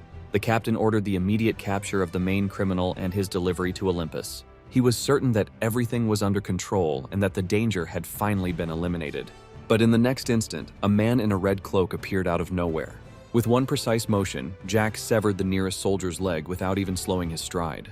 When he saw the petrified blacksmith, he no longer restrained his rage. His aura changed, and the air grew heavy, as if space itself was pressing down on everyone. Every soldier understood they had made a mistake, one they would pay for with their lives. For the army of Olympus, this moment marked the beginning of a true nightmare. Everyone knew that petrification could only be triggered once per day, and no one knew how long the effect would last. The moment it wore off, Hephaestus would be able to move again, and then the situation would instantly spiral out of control. All this time, the captain had been convinced that the destruction of the jackals was the work of the great blacksmith himself. He believed Hephaestus had taken the money for himself, exploiting the chaos and the weakness of the system. That was why the appearance of an ordinary novice before him came as a genuine shock. To avoid leaving witnesses behind, he ordered his men to act with maximum brutality. The soldiers hesitated, reminding him that killing novices was punished with severe penalties. In response, the captain cold-bloodedly killed one of his own, making it clear this was not up for discussion. After that, true combat began, and there was no longer any path to retreat. The flaming eyes instantly calculated trajectories, carving a path for Jack through the enemy ranks. The soldiers were well trained, but even that proved insufficient against a truly gifted player. His blade cut through them like a knife through butter, turning the fight into a one-sided slaughter. When steel wasn't enough, Jack without hesitation reinforced his attacks with condensed bursts of pure mana. He seamlessly combined skills, demonstrating the gap between experience and mere numbers. It became obvious that this man couldn't be crushed by quantity alone. An entirely different level of power was required. The captain grew nervous, cold sweat beading on his forehead. He couldn't understand how an ordinary novice possessed such skills and such icy composure. At that moment, he decided to summon someone who could truly pose a challenge. Among the Olympus forces, there was such a person, a merciless ranker named Harris. Before entering the fight, Harris asked why Jack had intervened on Hephaestus's behalf. Jack calmly replied that he was the blacksmith's client and was now suffering because of factional games. At once, Jack felt the difference. A true elite ranker stood before him. He activated the giant's skill, reinforcing his body and hoping to end the battle without unnecessary bloodshed. The clash between the two warriors promised to be brutal and intense. They collided like two meteors smashing together in the void of a boundless universe. Harris activated the Shard of the Sun, sharply boosting his attributes. The flash scorched Jack's body, and for the first time, pain forced him to grit his teeth. At last, he had met an opponent who couldn't be broken head-on. To win, he would have to go beyond his own limits.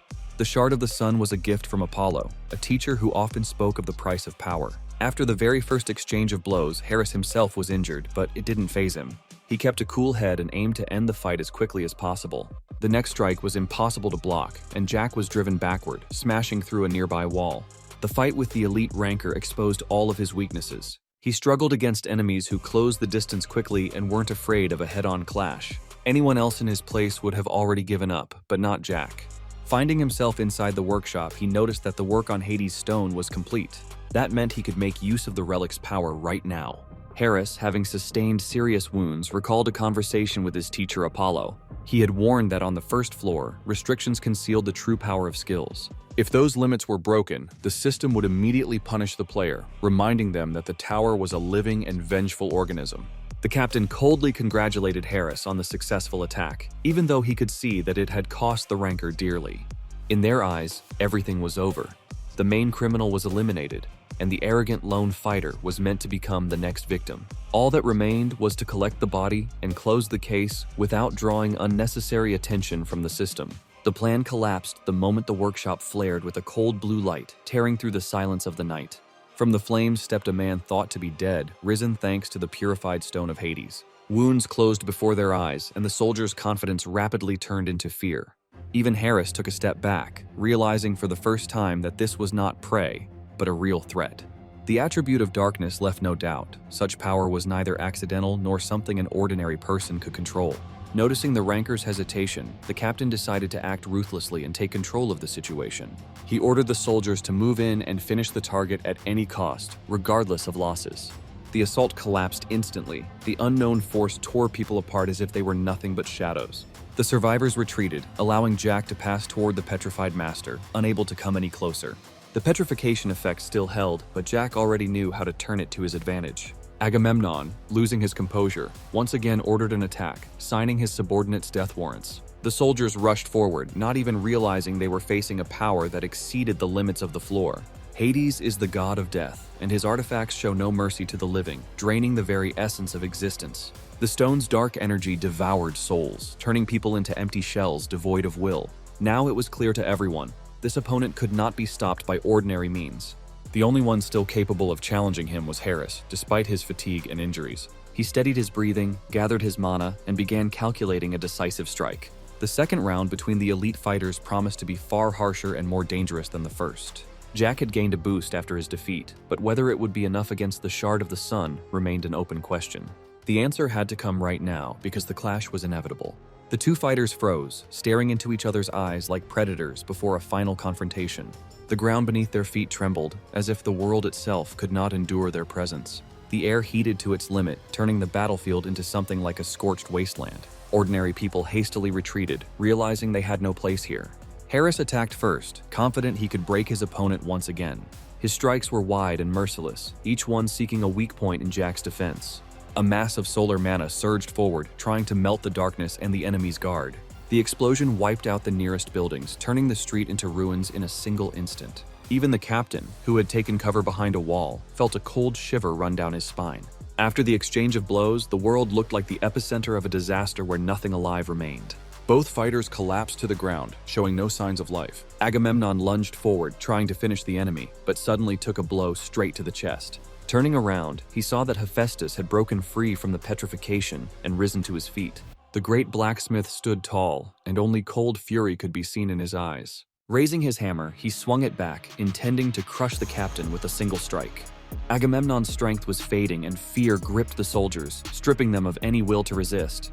At the very moment everything seemed decided, a portal opened in front of the captain, and a giant stepped out, one whose size would have terrified even the legendary Hulk. It was Joshua, the administrator, who had intervened to stop the chaos that had spiraled out of control. The administrator was no longer willing to turn a blind eye to a massive faction running wild on the first floor. What irritated him wasn't the blacksmith himself, but Olympus openly meddling in the affairs of the lower levels. The captain understood immediately. All his dirty games were over before they ever truly began. Now all he could do was return home and deliver Joshua's warning to Zeus about the consequences. From Joshua's behavior, it was clear he wasn't afraid of Olympus's leader in the slightest. He carried himself like someone who wouldn't hesitate to rip Zeus's beard off if it came to that. Hephaestus allowed himself a rare smile, savoring a long-awaited moment of victory. Today he had faced death, escaped his stone prison, and reclaimed his legacy.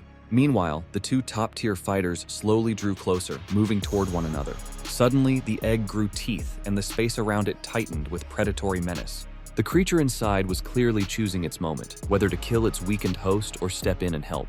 A moment later, the egg went quiet again, falling back into sleep along with Jack. When Jack woke up, the first thing he saw was a massive, bearded man standing in front of him.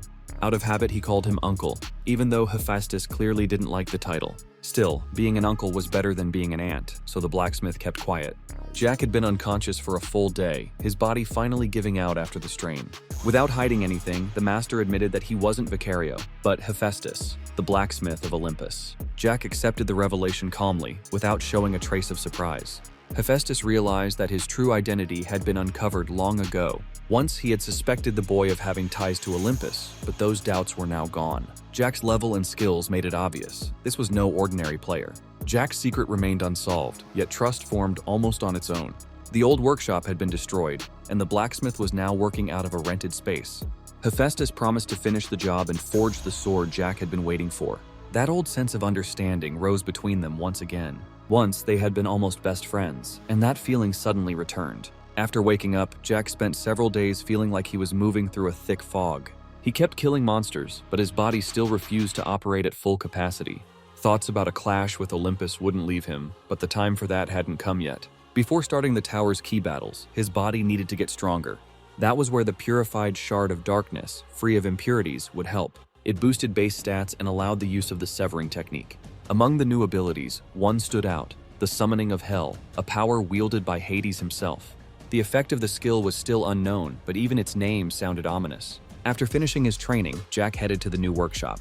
Today, he was supposed to receive a sword made of mithril and dark celestial dust. On top of that, the master had prepared a gift that wasn't obvious at first glance. At first, Jack thought it was a joke, until he noticed the invisible gloves. How they were created remained a mystery, but the result was impressive. The gloves allowed him to always keep the Stone of Darkness on him and use it at a critical moment. Finally, it was time for the main gift, a sword capable of cutting through dragon flesh. The moment he took it in his hands, the balance and aura of the weapon instantly set its owner apart. The name came instantly. Without hesitation, Jack dubbed the blade the Sword of Dark Night. Hephaestus grimaced, finding the name too generic. Still, he didn't interfere and let the kid decide for himself. Jack looked genuinely pleased, enjoying his new gear. The thought of fighting the strongest opponents now warmed him even more. Before parting ways, the blacksmith asked what Jack planned to do next. Jack calmly said that he intended to knock Olympus off the top of the tower and drown it at the very bottom. Those words clearly appealed to Hephaestus, even though he reacted with his usual calm. Hephaestus looked at Jack with rare approval. A man without fear or hesitation stood before him, and that earned respect. Their goodbye was dry and brief, without extra words or unnecessary emotions. That was how they parted in their past life too. Tough men simply didn't know any other way. Their bond had formed long ago and passed through blood, loss, and loyalty. At the darkest moment, Hephaestus had given up his last materials to forge a special sword for Jack. That act permanently sealed the trust between them, and Jack remembered it even in this new reality. Their paths were splitting for now, but both knew this wouldn't be their last meeting. With all business finished, Jack headed to the Colosseum, where the main trial of the first floor was held. At the entrance, a warden was already waiting for him, an elf named Shuri. The guy caught her attention immediately, since he was the top player of the tutorial. The stats confirmed the obvious. A talent of a new generation stood before her. Still, Shuri believed the Colosseum would break even cocky rookies like him. Rankers had fallen here, and talent alone wasn't enough. While the warden doubted, Jack calmly prepared for the trial. In the Colosseum, tricks didn't matter. Only raw power and combat skill did. The leaderboard was dominated by Christopher, Hercules, and Odin, setting an unreachable bar. Hargan was holding 12th place, which looked solid after getting the Thunderhand. Jack stepped forward, picking a target higher and tougher than the rest. The trial kicked off with a chain of duels, one enemy replacing another without any breaks. The first orc dropped in seconds, not even getting close. With a single strike, Jack split the orc's face and immediately made his presence known to the entire arena. Without wasting a second, he challenged the next opponent. Shuri watched win after win pile up, and cracks began to show in her calm. Skeleton squads crumbled under the blows, never managing to force a real fight. Jack moved without rush, killing enemies cleanly and without wasted motion. The Colosseum made one thing obvious: skill mattered more than flashy titles. Once warmed up, he started using heavy skills, no longer hiding his real strength. The power of the giant and devilish flames came into play, grinding the arena into dust. The next opponent was a high-level knight with a flawless reputation. For him, this was only the second loss in his entire long career. Before falling, the knight admitted he had never seen anyone stand back up after taking his best hits. Jack let him die with dignity, staying true to his own code. That victory allowed the man in the red cloak to draw even with Heavenly Christopher. Only the 20th round remained, a line no one had ever crossed. Jack accepted the challenge without hesitation, stepping toward a legend. The system announced the final trial, and the air above the arena darkened. A crushing pressure rolled over the Colosseum, forcing the spectators to hold their breath. The cage burst open, releasing something that had waited a long time for blood. The creature that had been sealed in darkness broke free and rushed straight into the attack. The massive monster carried pure rage with no trace of mercy. By sheer luck, the player held the first strike, and even that block cost him almost all his focus. Jack was thrown back, and it became clear. Today wouldn't be a burst forward, but a long war of attrition. Christopher's story about the Colosseum surfaced in his mind, vivid as if it had happened yesterday. Back then, the Heavenly Ranker had blacked out from a tail strike and nearly died right in the arena. The massive serpent became his personal nightmare, one he remembered for the rest of his life. Now Jack stood under that same gaze, and the threat was identical: no mercy, no favors. A shard of an outer god stared at him like prey already chosen, just waiting for a mistake. That serpent had once been brought down only by the legendary ranker Susanoo, and even then, at a brutal cost. After that, none of the great rankers managed to even wound the monster, no matter how hard they tried. The system ordered the serpent's head destroyed. Simple on paper, nearly impossible in reality. Its fangs gleamed sharper than swords, and its eyes seemed to read weaknesses before the body even moved. Jack chose retreat not as fear, but as calculation, waiting out the rhythm and studying the beast. From the first seconds, sweat poured down his face and his muscles felt like lead, as if the fight had already lasted an hour. Before, his biggest edge had been stamina, and he had trained it as relentlessly as his blade. That was what let him tear through the Colosseum, crush opponents, and tie the top of the rankings. Now, stamina still mattered, but his body was already drained by the previous chain of battles. After several minutes of pure defense, Jack burst forward, trying to flip the flow of the fight. But his attacks sank into the scales like striking armor that didn't recognize threat and refused to crack. The tower doesn't create impossible trials. That's the law of this world, cold and absolute. Which meant a chance still existed, even now. He just had to see it before the serpent's jaws closed. Shuri kept watching the fight, unblinking and unmoving, as if afraid to miss the moment of the end. Jack had surprised her more than once already, but now she was almost certain. This was the limit. No one could last long against a dragon like this, and defeat felt like a matter of time. What she didn't know was the key thing. Jack wasn't playing the hero, he was hunting for a weak point. When he found it, he didn't freeze in excitement. He focused, like before jumping into an abyss. The flaming eyes locked onto the spot, and all that remained was one precise dash, no second chances. The serpent, obsessed with pressure and non-stop attacks, forgot about its own vulnerability for a split second. Near the heart, a single dark patch showed. The only place without scales, small, but life-saving. That was its one true weak point, something most never even suspected existed. Using his agility, Jack broke his trajectory, slipped past the strike, and launched himself into the opening. The serpent couldn't react in time and stayed exposed just long enough for one mistake to become a death sentence. When the sword pierced the flesh near the heart, the monster let out a dying roar that tore through the air. The sound was so overwhelming that an ordinary person would have gone insane hearing it up close. Now Shuri had no doubts. A new Colosseum legend had just been born before her eyes. The vicious serpent, infused with magic and large enough to coil around 8 mountain peaks, collapsed in defeat. Once, only Susanoo had managed to put this catastrophe to sleep, sealing it with his legendary blade. He left a wound behind, and that scar eventually became the weak point that saved Jack. The myth came alive again, and history repeated itself, as if the tower loved collecting old debts. His level rose automatically, and the progress of Fatum of the Heavens spiked sharply with the victory. Stats increased, and the achievement was logged in the Colosseum records as fact, not rumor. Naturally, Jack took first place, surpassing legendary rankers and their old records. The Colosseum warden stepped out to meet him personally, wanting to look the victor in the eyes without distance. Quick, silent movements that erased her presence always gave away the elf named Shuri. She tried to figure out whether he'd known the serpent's weak point beforehand, or if it was pure instinct. The tower doesn't give unwinnable trials, which means there's always a thread leading to victory. All Jack had done was look more carefully than others and keep a cold head. His intuition hadn't failed him. It led him straight to the point where fate is decided by a single strike. Still, Shuri watched him warily. There were simply too many coincidences in this rookie's favor. He had far too many elite-level skills, and that didn't match an ordinary start at all. She promised not to spread what she'd seen and to keep his strengths and weaknesses confidential. After the trial ended, the Colosseum officially acknowledged Jack's victory and moved on to awarding the stage reward. Instead of a full weapon, he received only a blade fragment, still carrying an echo of lost power. It was this very edge that the legendary ranker Susanoo once used to slay an ancient monster and stop a catastrophe. For the blade to regain its ability to cut through flesh and bone, Jack would have to find the remaining fragments of the sword.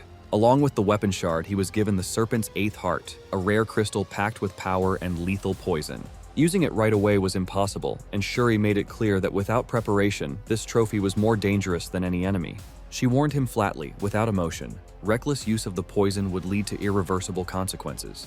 Their conversation was cut short when the egg suddenly made itself known, clearly expressing hunger and displeasure.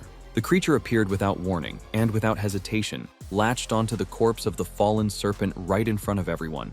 The monster was massive, covered in countless eyes, and its appearance didn't fit any known image of tower creatures. Even Shuri, who had seen more than her share of horrors, couldn't hide her confusion at first. Only after part of the serpent vanished did the egg calm down and slip back into sleep.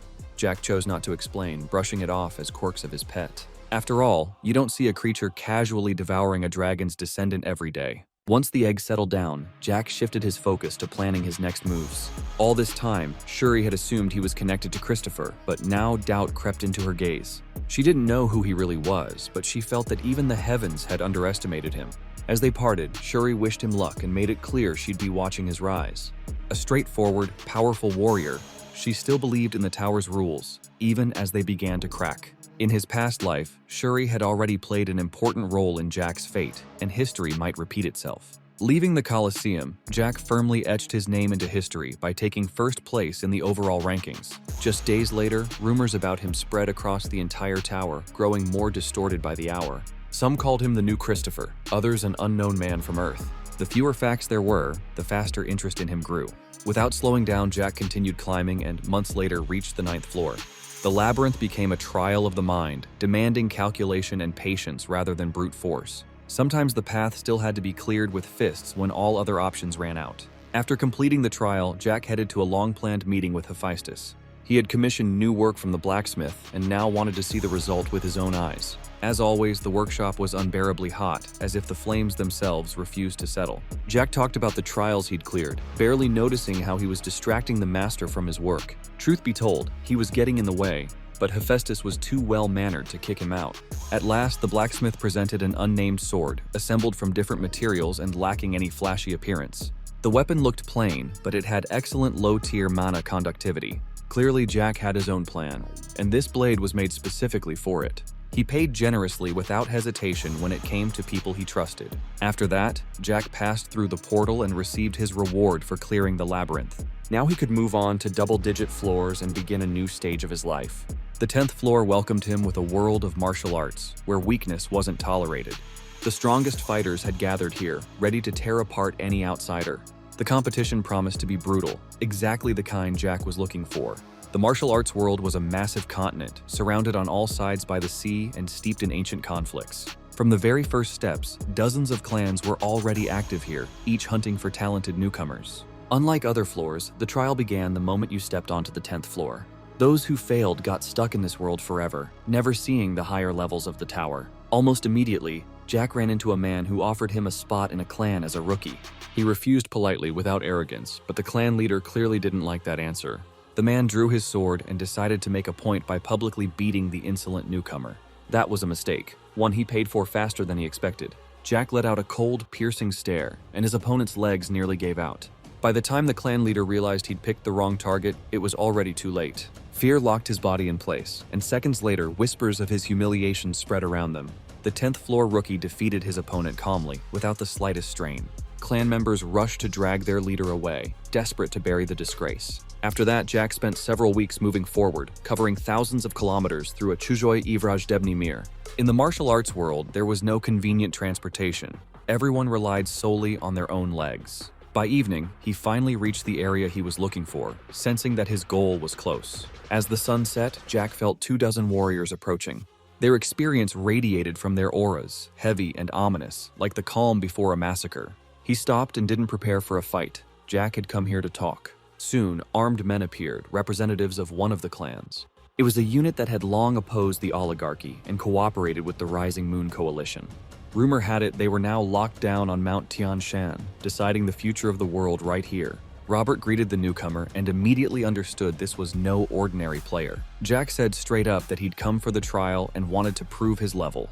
It had been a long time since anyone had even dared to attempt this trial. Most players avoided it, since the chance of success was practically zero. Robert tried to intimidate Jack, saying he didn't stand a single chance. No one had ever cleared this trial, but Jack had never looked for easy paths. That was why today was no exception. The disposition process was activated, and the system opened a portal. Very soon, hallucinations meant to throw him off course would begin. He would have to pass through the forest, find the devil, and manage to negotiate with him. Jack trusted his instincts and stepped forward without hesitation. His biggest advantage was the flaming eyes skill, letting him see through deception. After wandering the forest for a long time, he finally found the correct path. Ahead stood a small house, far too neat for a wild forest. Inside, a living historian of the martial arts world was waiting for him. This old man had existed even before the founders of the world became ancient gods. They called him the Devil, but he was also known as the Sage. A light gust of wind exposed the illusion. The house wasn't real, and Jack was still standing in the forest.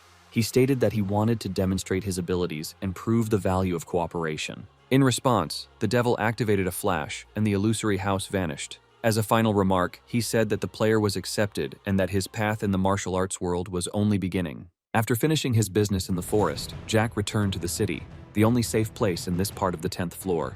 It was an ordinary city, inhabited by people permanently stuck in the martial arts world.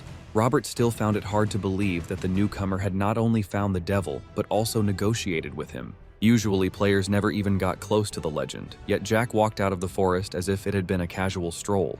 Illusions hadn't become an obstacle for him, and it seemed as though the floor itself couldn't hold him back. No one had ever heard of a stranger passing through such traps so easily. That meant only one thing. Someone capable of disrupting the established order had appeared in the martial arts world. While discussions raged around him, Jack lay calmly in a warm bath, washing away the fatigue of the long journey.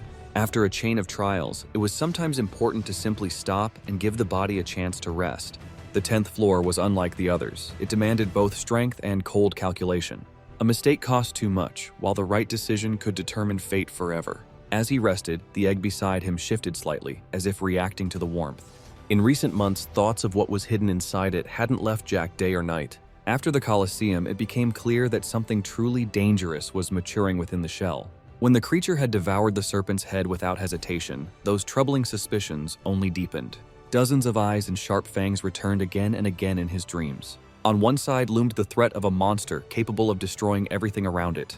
On the other, a faint but stubborn hope that the creature would become an ally. External gods had no fixed form, and that explained the crushing aura of the egg. Conclusions would have to wait until the shell finally cracked. For now, Jack carried the egg with him, trying to create ideal conditions for it. Warm water accelerated its development, a method he knew well from his past life. Strangely enough, the egg helped him distract himself because new trials awaited ahead. The next day, Jack headed to the main palace of the Tatris territory. By the time he arrived, influential gods and martial arts masters had already gathered there. For decades, no truly worthy candidates had appeared here. Now the situation had changed, and the presence of a newcomer made many tense. The old man Gilbert called for calm, reminding everyone that the boy had yet to prove his limits. So far, he had only negotiated with the devil, and that was merely the first step. The next trial was meant to reveal his true level of martial arts. Representatives of the clans gathered in the hall and knelt before the masters. Soon the doors swung open, and the silhouette of a stranger appeared in the doorway. The gazes of seasoned warriors slid over him, trying to catch the slightest detail. It wasn't every day they stood face to face with someone who had passed the illusions and come back alive. Jack calmly held the gaze of the four stern gods, not looking away. The second trial wasn't meant to be against a demon, but against them themselves. The commander of the Black Wind was the first to drop to one knee. He declared that he wanted to personally challenge the newcomer and test his skills. For him, it was a chance to earn a promotion and a new title. For Jack, it was just another step toward the next floor. Their motives were different, but the outcome could only be one. Jack accepted the challenge without a single extra word. When the commander drew his sword, red flashes ran through his eyes. It looked as if some foreign power was raging inside him, fueled by the promise of the red blood altar. Those flashy effects didn't impress Jack in the slightest. He focused, cut away everything unnecessary, and locked his attention into a single point. His gaze swept over the opponent, noting stance, breathing, and the smallest movements. The monkey eyes instantly simulated the opening of the fight, lining up chains of possible outcomes. A faint smile flickered across Jack's face, but there was no mockery in it. The commander took it personally and lost his composure, forgetting the most basic rule of a warrior. The commander's wide swings were easy to read, broad, drawn out, and sloppy, as if he'd long relied on brute force alone. Jack calmly shifted off the attack line, conserving motion and repeatedly showing clean, efficient defense without strain. He didn't rush to end the fight, deliberately dragging out the pace and slowly stripping his opponent of breath and confidence. Every miss only fed the commander's rage, making his movements rougher and more uncontrolled. The moment the opponent's rhythm fully collapsed, Jack abruptly changed tempo and launched a sharp counterattack. Partial gigantification reinforced the strike, and all the stored power crashed down on the commander in one short burst. For the first time in decades, members of the clan saw blood on the face of the man considered the standard of endurance. The one respected for discipline and skill was swept aside by a force that felt like the earth itself striking. While the spectators froze in silence, Gilbert merely frowned and kept watching Jack's every move. In this duel, he saw not just a victory, but the seed of a power capable of shifting the balance on the 10th floor. What stood out most was that Jack had won without using his sword even once. The victory was acknowledged without dispute, and Jack earned the right to use the red blood altar. This spiritual remedy was considered an ultra-rare artifact, known to only a handful even among veteran players of the floor. Most players didn't even know a pill existed that could save a life in a critical moment. Such a reward was given only to those whose strength was proven in full view of everyone. After this fight, attitudes toward Jack changed. He was now seen as a genuine contender for the top. Rex stepped forward himself, openly stating that he wanted to personally test the newcomer and crush his arrogance. Gilbert announced that the third trial would take place in 3 months, allowing both fighters to reach peak condition. The name of his future opponent stirred neither doubt nor anxiety in Jack. To make that clear, he proposed holding the fight immediately, without waiting for the scheduled date. Noise erupted in the hall. A challenge like that hadn't been heard here in a very long time. For the Tatris clan, it sounded like a direct challenge to their hierarchy and long-standing order. Rex was ready to accept, eager to crush the bold newcomer at the first opportunity. However, Gilbert firmly shut the situation down, reminding everyone that rules exist for a reason, not for decoration. He repeated his decision. The third trial would take place strictly in 3 months. There was no choice left, and the remaining time had to be used as efficiently as possible. The very next day, almost the entire city was discussing the stranger who had come from another world. A man who defeated a commander barehanded instantly became the main topic of conversation. Jack met with Gilbert in private, avoiding unnecessary ears and prying eyes. The old man advised him to focus on preparation and not waste energy on empty conflicts. He pointed out the martial arts library and rare elixirs available in the western part of the city. At the same time, it became known that Rex had assembled a professional team and begun intense training. By the time of the fight, he was expected to reach the absolute limit of his abilities, and underestimating him could cost a life. Jack thanked Gilbert and made it clear that he intended to carve his name into the clan's history in golden letters. Without delay, he headed to the shops to purchase medicines and necessary ingredients. The shop owner was stunned by the volume and rarity of the order. Jack bought out almost all the stock, explaining that it was needed for a special undertaking. He was considered a madman, though he acted with complete confidence in every choice. Having gathered everything he needed, Jack went into the mountains, far from prying eyes. There he found a training cave where the greatest masters had honed body and spirit for centuries. This place allowed for long isolation, free from distractions of the outside world. The preparation did not begin with practicing strikes or stances, as many would expect. This time, Jack focused on developing resistance to poisons and destructive substances. Most of the ingredients served only as a preparatory stage for his body. When his body was ready, it was time for the real toxin. The eighth heart of the serpent was used without hesitation. He had already survived a similar experiment in a past life, barely clinging to life back then. Now the crystal was even more dangerous, and a far more brutal process awaited him. The moment he swallowed the heart, his body began to malfunction, as if the system had cracked from within. Convulsions twisted every muscle, and the interface screamed, registering an extreme condition. The flow of mana inside his body surged to its absolute limit, as if the energy were desperately seeking an outlet. It felt as though one more moment would be enough for his body to simply fail under the pressure of the raging force. His lips turned blue, his breathing faltered, as if his body had been submerged in icy water for far too long. A full month passed since the experiment began, and the lack of news started to worry those around him. All this time, Robert remained at the foot of the mountain, unable to understand what was happening inside the cave. Jack had received a rare chance to prepare for the 10th floor trial, yet instead of training, he vanished from the world for weeks. Such behavior looked especially strange against the backdrop of his future opponent training relentlessly without pause. One day, thick smoke poured out from the depths of the cave, accompanied by a heavy, ominous aura. Robert and his assistant tensed, as if something dead had appeared before them. Instead of a powerful fighter, they saw a withered figure, more like a walking corpse. After a month without food, Jack had turned into a living skeleton, barely able to stay on his feet. He was immediately taken to the market, trying to restore his strength at least a little. Sunken eyes, sluggish movements, and dulled reactions clearly showed the price of the ritual. But the most important thing had been done. The crystal was absorbed, and with it, new possibilities had opened. Now all that remained was to recover his form as quickly as possible and prepare for the fight. During the conversation, Robert pieced everything together. The gathering of medicinal herbs had not been random. They helped the body expel deadly toxins. After Jack was able to eat properly, the next step was the library. This enormous building held knowledge accumulated by generations of masters. Martial arts here were passed down through books, accessible to anyone bold enough to learn. In the world of martial arts, even a single such book would be considered an invaluable treasure. Jack entered the library quietly and saw before him an entire ocean of possibilities. Here one could study any path, even those long considered lost. Only 2 months remained before the exam, but with the right approach, that was enough. A duel with a representative of the division promised to be difficult. The opponent was among the strongest. Jack's advantage lay in the memories of his past life, giving him a decisive edge. He knew that the key to victory was hidden in the foundation of the Tatris clan's martial arts. That knowledge had once been laid down by the devil himself, and now all that remained was to assimilate part of it. Soon, Gilbert learned about the newcomer's strange training. He was troubled by how a single person planned to study all the books in the library in such a short time. Such a feat seemed impossible even over the course of years. Jack's behavior had raised questions ever since he bought up all the medicinal herbs. At times, it felt as if they were dealing either with a genius or with an elaborate fraud. All that remained was to wait for the exam and see what he would show in battle against an elite warrior. After some time, Jack finished studying the literature and moved on to practice. He found everything he was looking for, and now he had to ingrain that knowledge into his body. The next month passed in continuous training until the day of the exam finally arrived. Rex looked perfectly prepared, his muscles seeming to tear through his skin from within. Even the most experienced fighters eyed his physical condition with envy. He stepped onto the arena with absolute confidence, not doubting the outcome of the fight. The crowd buzzed, discussing the duel and placing bets. Almost everyone was certain of Rex's victory, arguing only about how quickly it would end. When he appeared in the arena, the roar became so loud that one of the clan's gods frowned.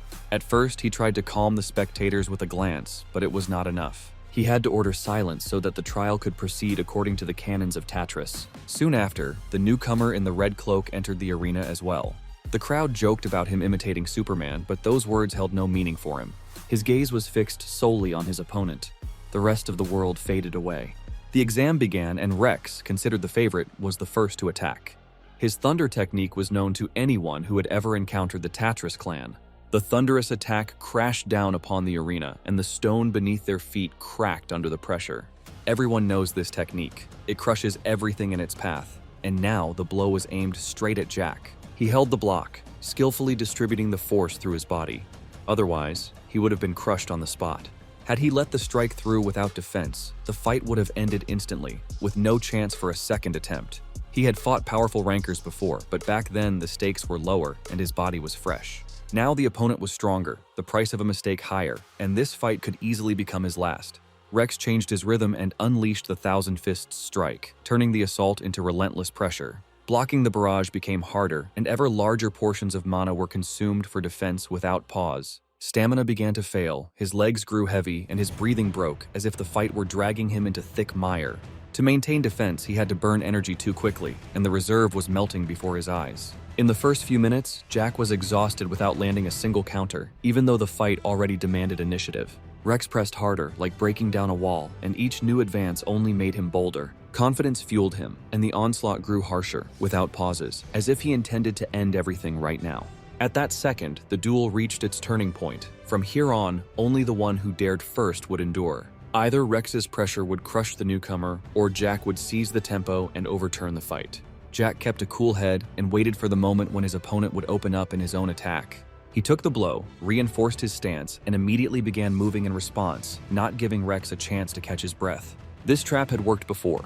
The opponent opens up an attack, and the counter strikes into the gap in defense. In such moments, you strike preemptively, and hesitation costs more than any pain or fatigue. Rex's blow was stopped, and for the first time the spectators saw that the newcomer was not merely surviving, but changing the course of the fight. The sword of Dark Knight finally entered the fray, and the metal hummed as if it itself demanded blood and an end. The favorite no longer looked invincible. Now every step he took could turn into a mistake. Gilbert watched especially closely, trying to understand where the newcomer had acquired such form and such tempo. The form of the Heavenly Devil became visible in his movements, as if Jack had carried it in his body for years. The secret was simple: the right book, the right foundation, and endless practice without any allowance for sloppiness. Now he was showing the result not with words or poses, but with pure work under pressure in battle.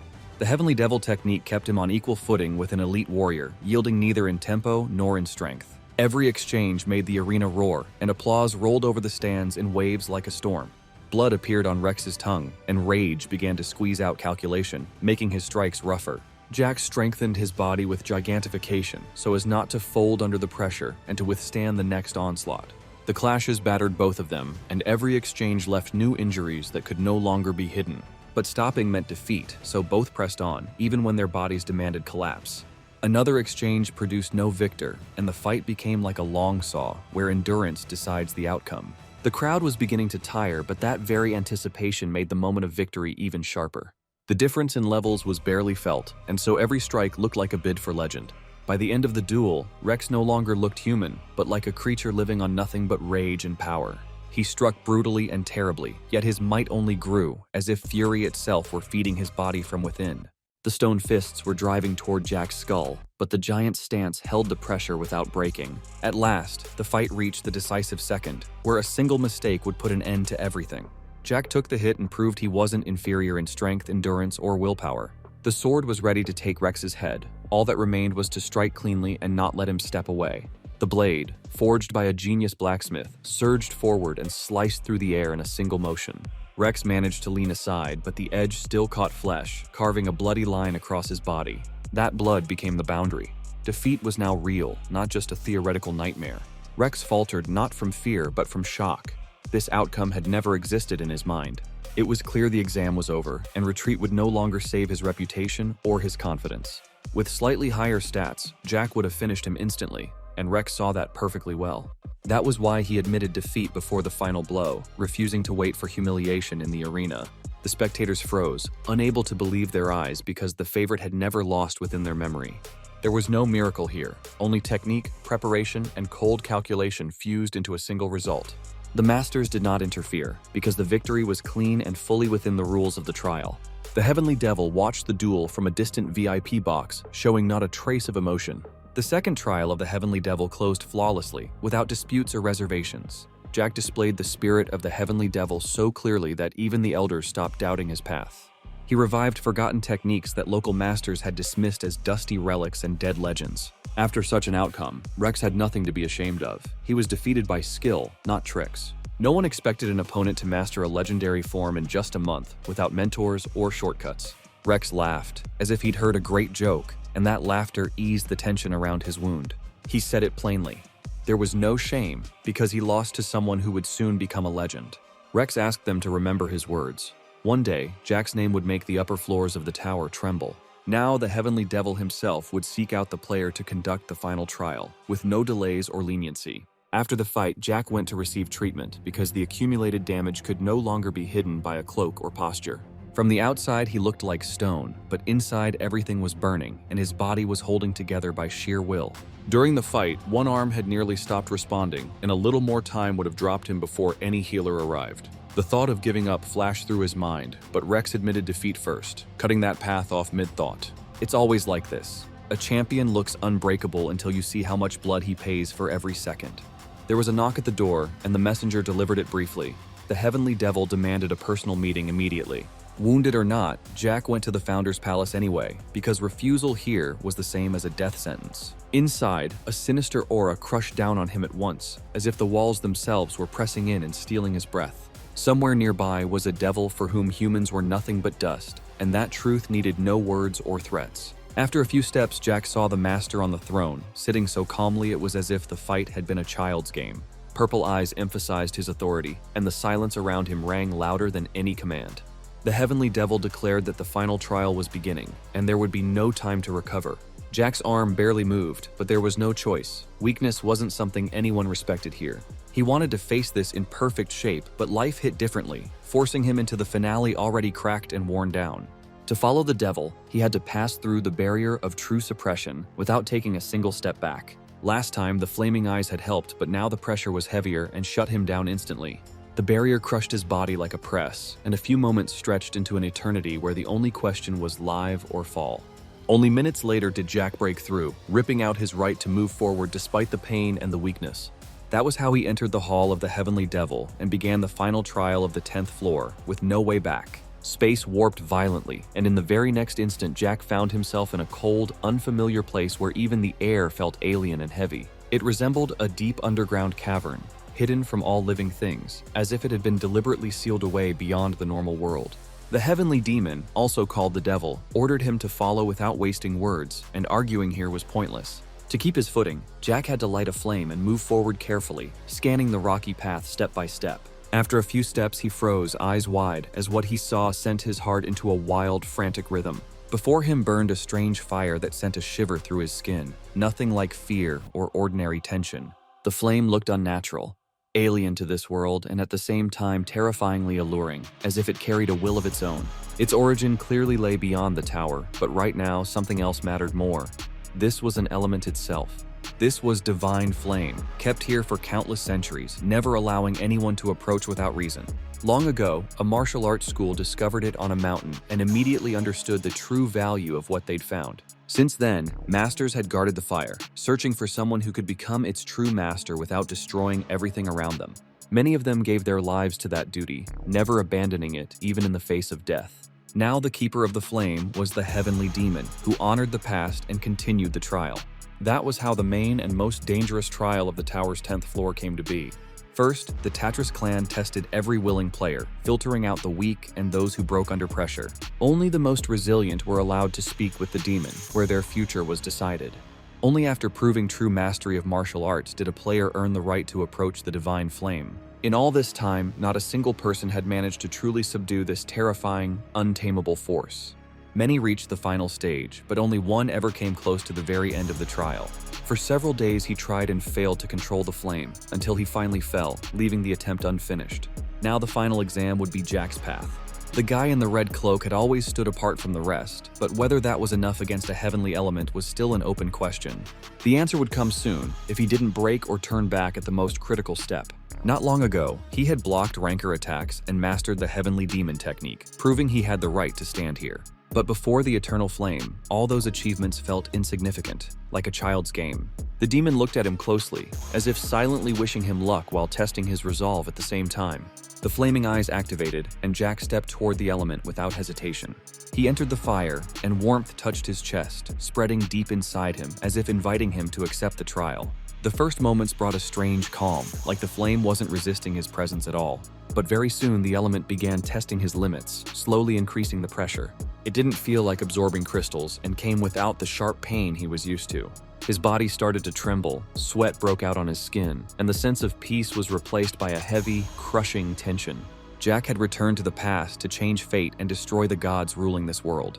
He walked this path for humanity, which desperately needed a second chance to survive. Once, close friends had given up everything to grant him that chance in their belief in the future. Now, facing the element, he held them in his mind tighter than any oath. Turning back would mean betraying their sacrifice, and that was something he could never allow. Gathering every shred of willpower, Jack accepted the challenge of the eternal fire and kept moving forward. The flame flared brighter, and the entire underground cavern was drenched in an ominous pink glow.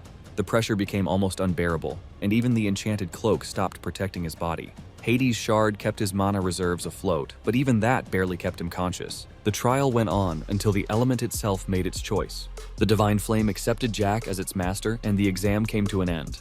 Along with a massive amount of points, he received the rarest skill, Divine Fire. The master watching from the side didn't immediately grasp what had just happened. For a moment, he thought Jack had died, until a living shadow appeared within the flame. The guy not only survived, but became the first to ever subdue an otherworldly element. The master's composure cracked, and there was no hiding it anymore. That same instant, Jack lost consciousness. His body paid the full price for victory. Several days passed, and the player's body fully recovered, as if the brutal trial had never happened at all. All that time, the heavenly demon kept replaying that night in his head, over and over. The divine flame had accepted Jack without resistance, and that fact still refused to make sense to its guardian. When they finally met again, the guy in the red cloak looked surprisingly calm and collected. There were no burns on his body, no traces of struggle with the element, as if the flame had never touched him.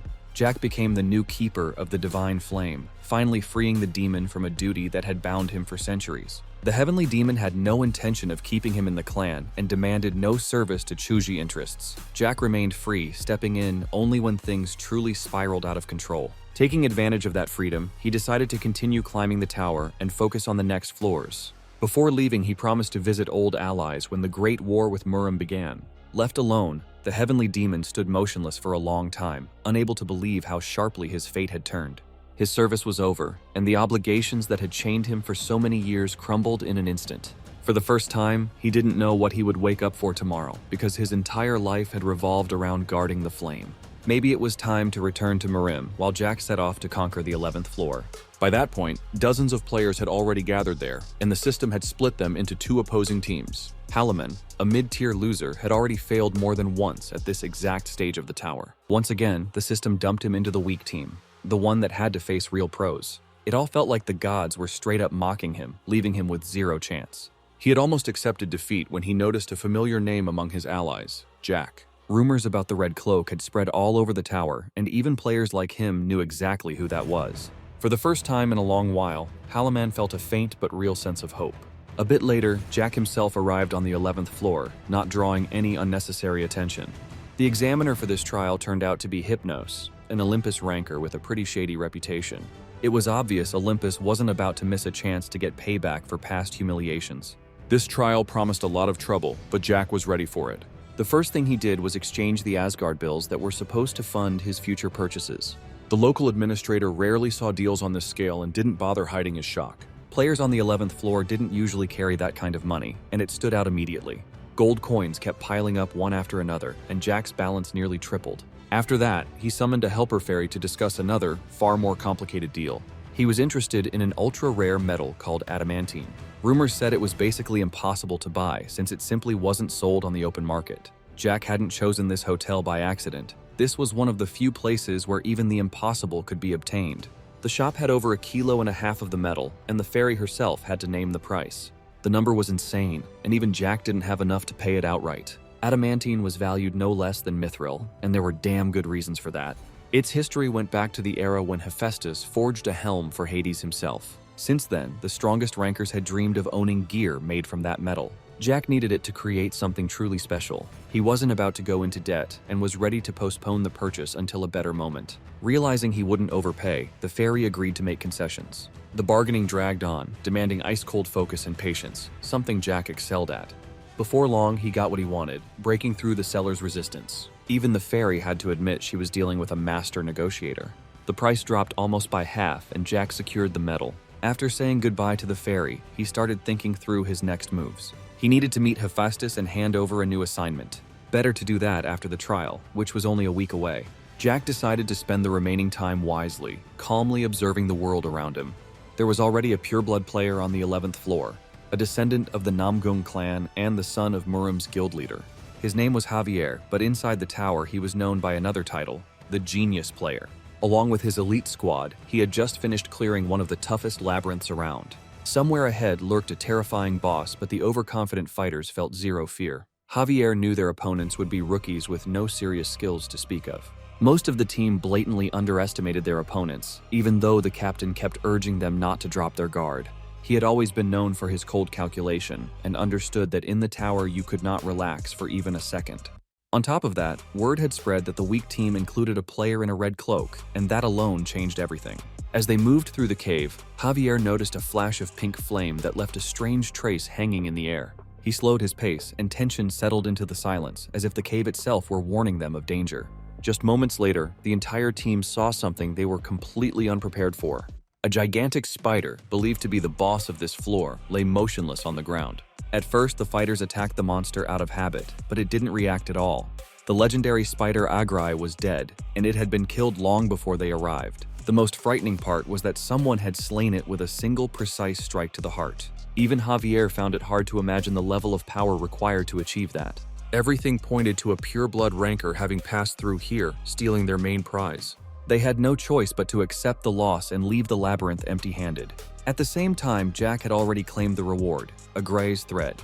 It was he who had destroyed the legendary boss alone, without drawing in any allies. The experience of his past life and his cold, calculated judgment once again proved decisive. After obtaining the pink flame, he reached a new level, one capable of challenging the strongest.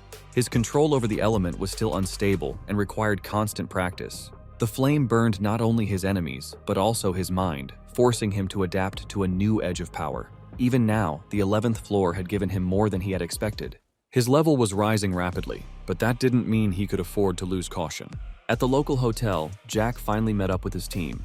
They looked at him as if a living legend were standing before them. Jack himself judged them differently, without illusions or excessive respect. Halliman introduced himself first and proudly said he was glad to fight alongside the hero of the lower floors. Jack's name had long been on everyone's lips, and they wanted to band together with him for the sake of victory. The idea immediately struck him as suspicious and far too one-sided. These players wanted to be close when the rewards were handed out, hoping to snatch at least a share of the loot. When Jack said this out loud, their expressions changed noticeably. He made it clear that he had no intention of dragging along the weak and indecisive. Everyone here was responsible only for themselves, and anyone who was afraid should leave right now. Those words shocked the team. They had expected a completely different reception. Instead of a noble hero, they saw a man acting purely in his own interests. Jack had never pretended to be a gentleman, and never hid his stance. For the players, it was a blow, and no one knew how to react next. Halliman lost his last shred of hope and barely managed to hold back curses aimed at his star ally. Meanwhile, in the elite residence of the 11th floor, the local examiner was making preparations. Hypnos, acting on Olympus's orders, was ready to do anything to earn the favor of the higher elite. His main task was to create conditions under which the player named Jack would not survive. The faction hated the Red Cloak and was waiting for the perfect moment to get rid of him. All the parameters of the trial were set against Jack, and his chances were vanishingly small. After the preparations were completed, the players gathered in a dark forest called Elysium. The trial was about to begin, and tension could be felt in every movement. Far more players withdrew from participation than had initially been expected. After learning that Jack had no intention of cooperating, many decided that victory here was impossible. Despite the losses, part of the team still showed up for the trial, proving by their presence that they were not lacking in courage. Hypnos greeted the players and immediately made it clear that there would be no cancellation of the trial. The system did not care in the slightest that one of the teams was outnumbered. The rules were extremely simple: gather as many red flags as possible. These flags were scattered throughout the forest, which was filled with monsters and other deadly creatures. At the same time, obtaining flags was not limited to fighting monsters. Players were allowed to kill opponents from the enemy team and take their trophies for themselves. This condition made the trial especially brutal, bloody, and tense. There was also an additional rule: the King's Crown, which doubled the number of flags. In each team, the system itself designated the king, turning them into a key figure. The trial resembled a game of chess, where protecting the king determined the fate of the entire team. After announcing all the conditions, Hypnos officially launched the 11th floor trial.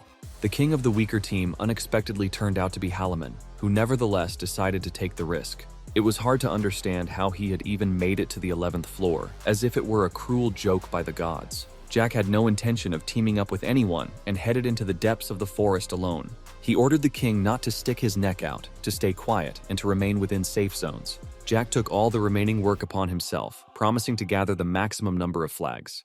Meanwhile, the opposing team assembled its elite fighters under the leadership of a descendant of the Namgung family. They had an advantage not only in class but also in numbers, which made them the clear favorites. Many had already relaxed and were mentally celebrating victory, unaware that everything was only just beginning.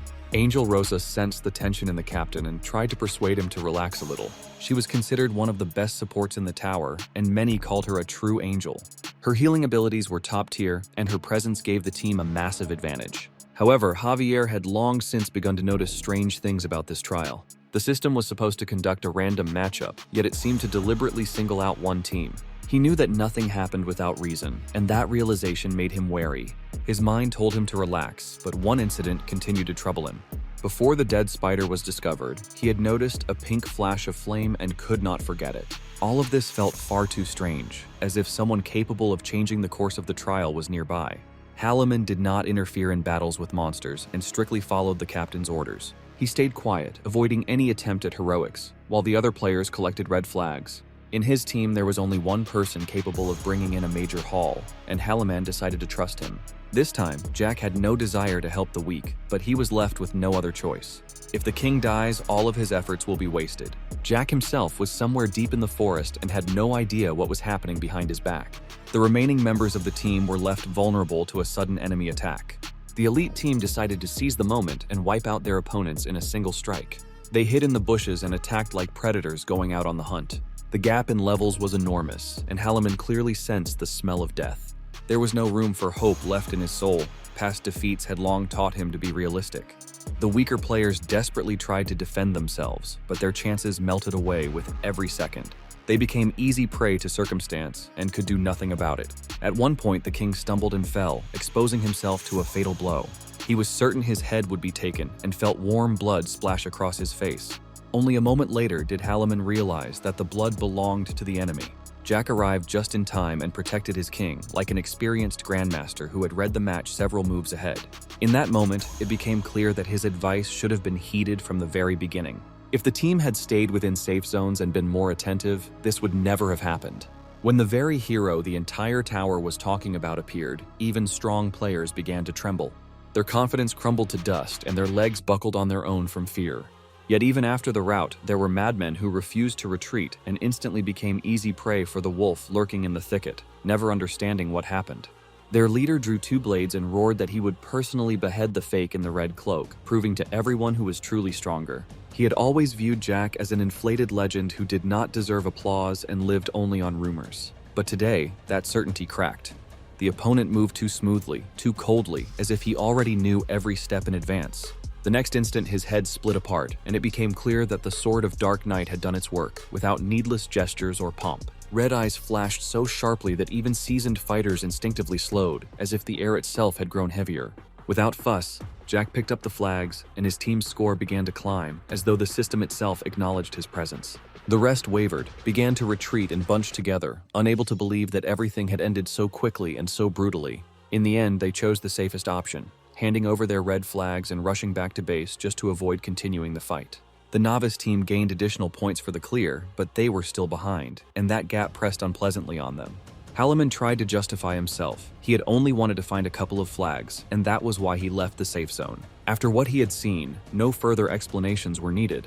A second such outing could end immediately and permanently. Now he simply had to stay out of the way, let Jack do his work, and not create problems where there were already far too many. Both teams had already gathered an impressive haul, and that meant only one thing. The easy part was over, and the real game was beginning. No one wanted to risk fighting monsters in the forest anymore when it was more profitable to hunt each other. Players shifted to stealing flags and began closely watching the kings, waiting for the right moment to strike. The king doubled the loot, so killing the enemy king quickly became the top priority, more important than any personal grudges. Halaman, the king of the weaker team, was turning into the main target, and he had to be hidden as deep as possible. If he were killed, the team would practically lose any chance of victory because even dozens of flags would not offset the doubling. That was why Jack was ready to protect this slime to the very end, not out of kindness, but out of cold calculation. Right then, the elite captain started to realize that the trial had only just begun, and the first clashes were nothing more than warm-ups. When he was informed that more than 10 fighters had failed against the Red Cloak, the mood in the unit shifted. He had warned his people not to relax, but he hadn't expected Jack to be that efficient and ruthless. Still, the elite side held a numbers advantage, and that resource couldn't be wasted in one-on-one skirmishes. Rosa suggested gathering the strongest fighters and striking as a single fist, wiping out the Red Cloak in one blow. With her support, even mid-tier fighters became dangerous, and she clearly intended to use that edge. She spoke confidently, calmly, without a tremor in her voice, the way people talk when they already see victory in their mind. The decision was made fast. They would take revenge, and a smile flickered across the angel's face, one that looked far too devilish. Time was evaporating before their eyes. Most of the trial had already passed, and every minute now cost flags and lives. Jack stayed close to the king and coldly cut down anyone who tried to get near, giving his enemies no second chances. He took their flag so easily that it started to look suspicious, as if the opponents weren't fighting at full strength. Too many elite players dropped their loot and retreated, as if their goal wasn't to win, but to lure him deeper in. And once the thought clicked, it was already too late. The trap was closing, and the exits vanished one by one. It really did feel like chess, where the opponent had set the bait in advance and waited for you to make exactly the right move. When Jack finally saw the whole picture, he had to act instantly. No pause, no second chance. He managed to intercept an arrow flying straight at the king's eye, and that single move saved not just a life, but all their points. Halaman saw his entire life flash before his eyes, and realized he was about to die. What saved him was the fact that someone stood beside him who could snap fate's spine with bare hands. The nets rising around them were painfully familiar to Jack. A trap like this doesn't appear by accident and shows no mercy. In the martial world, this technique was called the heavenly web, used to lock a target in with no room to dash or escape. Breaking out of the trap was nearly impossible, but Jack was already calculating his moves without losing a second. He raised a defensive barrier and harshly ordered the king not to move, even if a massacre erupted nearby. As long as Halaman stayed inside, survival was possible. That was what mattered. Jack would handle the rest himself. The moment the king stepped outside, his life would end faster than he could scream or beg for help. Even so, many still thought Jack was overrated because they had never seen his work up close. They didn't understand how easily he crushed strong opponents, and that blindness became their first mistake. In the tower, information isn't a bonus. It's a weapon, without which any talent turns into empty bravado. Underestimate your enemy by even a single step and trouble comes fast, hard, and without mercy. Jack caught a spear flying at him and instantly hurled it back, preventing the trap from fully snapping shut. Only a few millimeters separated the subgroup leader from death, but even that wasn't enough to save his team. In one brief moment, the Red Cloak coldly wiped out all their allies, leaving them no chance at all. After that, he moved on to the leader, determined to extract the information he needed at any cost. He was looking for the true elite captain, the descendant of the Namgung family named Javier. Step by step, Jack tracked down the remaining elite fighters and eliminated them one by one without making unnecessary noise. He did everything he could to draw out those who were truly running this team from the shadows. And at some point, the very figures he had been waiting for finally emerged from the darkness. Angel Rosa and the swordsman Javier were ready to challenge the rookie's captain, openly flaunting their superiority. They had a serious numerical advantage and demanded that Jack surrender immediately. Judging by their words, the rookies had no chance of winning this contest, so risking their lives was pointless. Jack had never liked empty talk and had always preferred hard fights over pretty but useless words. When the enemies finally surrounded him from all sides, a calm smirk appeared on the Red Cloak's face. That barely noticeable expression held both confidence and a desire to test his own limits. The more opponents Jack faced, the stronger his battle lust burned. Javier decided not to involve his allies and chose to personally test the strength of the man in the Red Cloak. He confidently declared that he would win in a fair duel, raised his sword, and stepped forward without hesitation. Within the first few seconds, he realized that the player from the 11th floor was genuinely dangerous. He was forced to activate lightning-fast strikes and thunder-based support just to maintain the initiative. The Murim representative had trained in combat since childhood and was truly an experienced warrior. But his biggest mistake was stepping up against a man already living his second life. Jack's experience couldn't be measured in words because it had long surpassed ordinary understanding. Several heavy exchanges made it clear that the Red Cloak wouldn't go down easily. Rosa could no longer stay on the sidelines and instantly intervened, boosting her partner. Javier ordered her to stop at once, but this girl never listened to warnings. Apparently, she sensed in advance that Jack was about to pull an ace from his sleeve.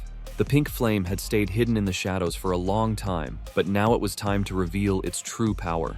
In that moment, Javier finally understood who the player was that had soloed the legendary spider Agrea. There were no coincidences. It was Jack, and the pink flame belonged to him. The red cloak's eyes flashed, and like a predator, he began driving his prey into a trap. Even with all his confidence, Javier found it hard to believe that the spider had fallen to a single strike. It seemed to him that someone must have helped Jack, but that remained nothing more than speculation. All this time, the red cloak hadn't been fighting at full strength and had deliberately given ground. Now that the real battle was about to begin, Javier understood that without Rosa's support, he wouldn't be able to handle it. Through sound-based telepathy, she heard him order her to retreat immediately, before it was too late. Javier felt that his opponent was far too strong and didn't want to risk the entire team. If Jack had managed to clear the most dangerous dungeon on the floor, then he truly was an exceptional player. Namgung acknowledged his defeat while the others stared in shock, trying to grasp what was happening. They couldn't believe that such a legendary figure would retreat so easily, but the tower never forgives mistakes. Javier had always been a true leader and never pushed forward if his team might suffer. His nobility wasn't taken seriously in a world where only strength decides everything. The captain was even called a coward, and only a few chose to follow him. They were his most loyal fighters, but the majority stayed with Rosa. They were convinced they could overwhelm the red cloak with numbers and win without consequences. Jack carefully watched Javier's behavior and couldn't help but think of an old friend.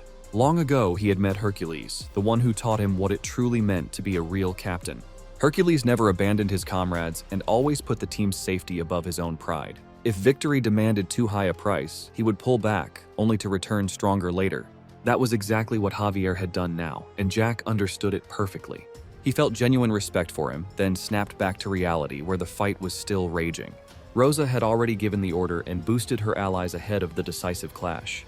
Those overconfident rookies were about to receive a brutal lesson in who really ruled here. Her unshakable belief in her own invincibility made the girl truly dangerous. She had always seen herself as special, but today her team ran into a real devil. The pink flame burst out of control, flooding the battlefield and warping time itself. Jack seemed to hover above the fight, completely untouchable by ordinary attacks. Standard techniques were useless, and his opponents couldn't close in for close combat. The moment they tried to strike, the flames instantly burned them to ash. Trying to turn the tide, Rosa activated the angel wing technique along with the power of the giant. She had been trained in it since childhood, and until now, it had never failed her. That held true only until the angel faced a demon who had swallowed darkness itself. Rosa was forced to unleash her strongest skill, the executioner's sword, just to barely hold Jack back. She didn't spare any mana, doing everything she could to kill her opponent. Despite the deadly danger, the red cloak remained calm, as if he were merely observing. With a single powerful motion, he shattered the giant's sword, an artifact believed to be untouchable. The pink flame proved stronger than any angelic power. At that moment, Rosa's supporters realized the fight had lost all meaning. Many fled in panic, but Rosa herself stayed where she was. She understood that Javier had been right from the very beginning, but she lacked the wisdom to admit it sooner. When the haze cleared, the silhouette of her opponent appeared before her.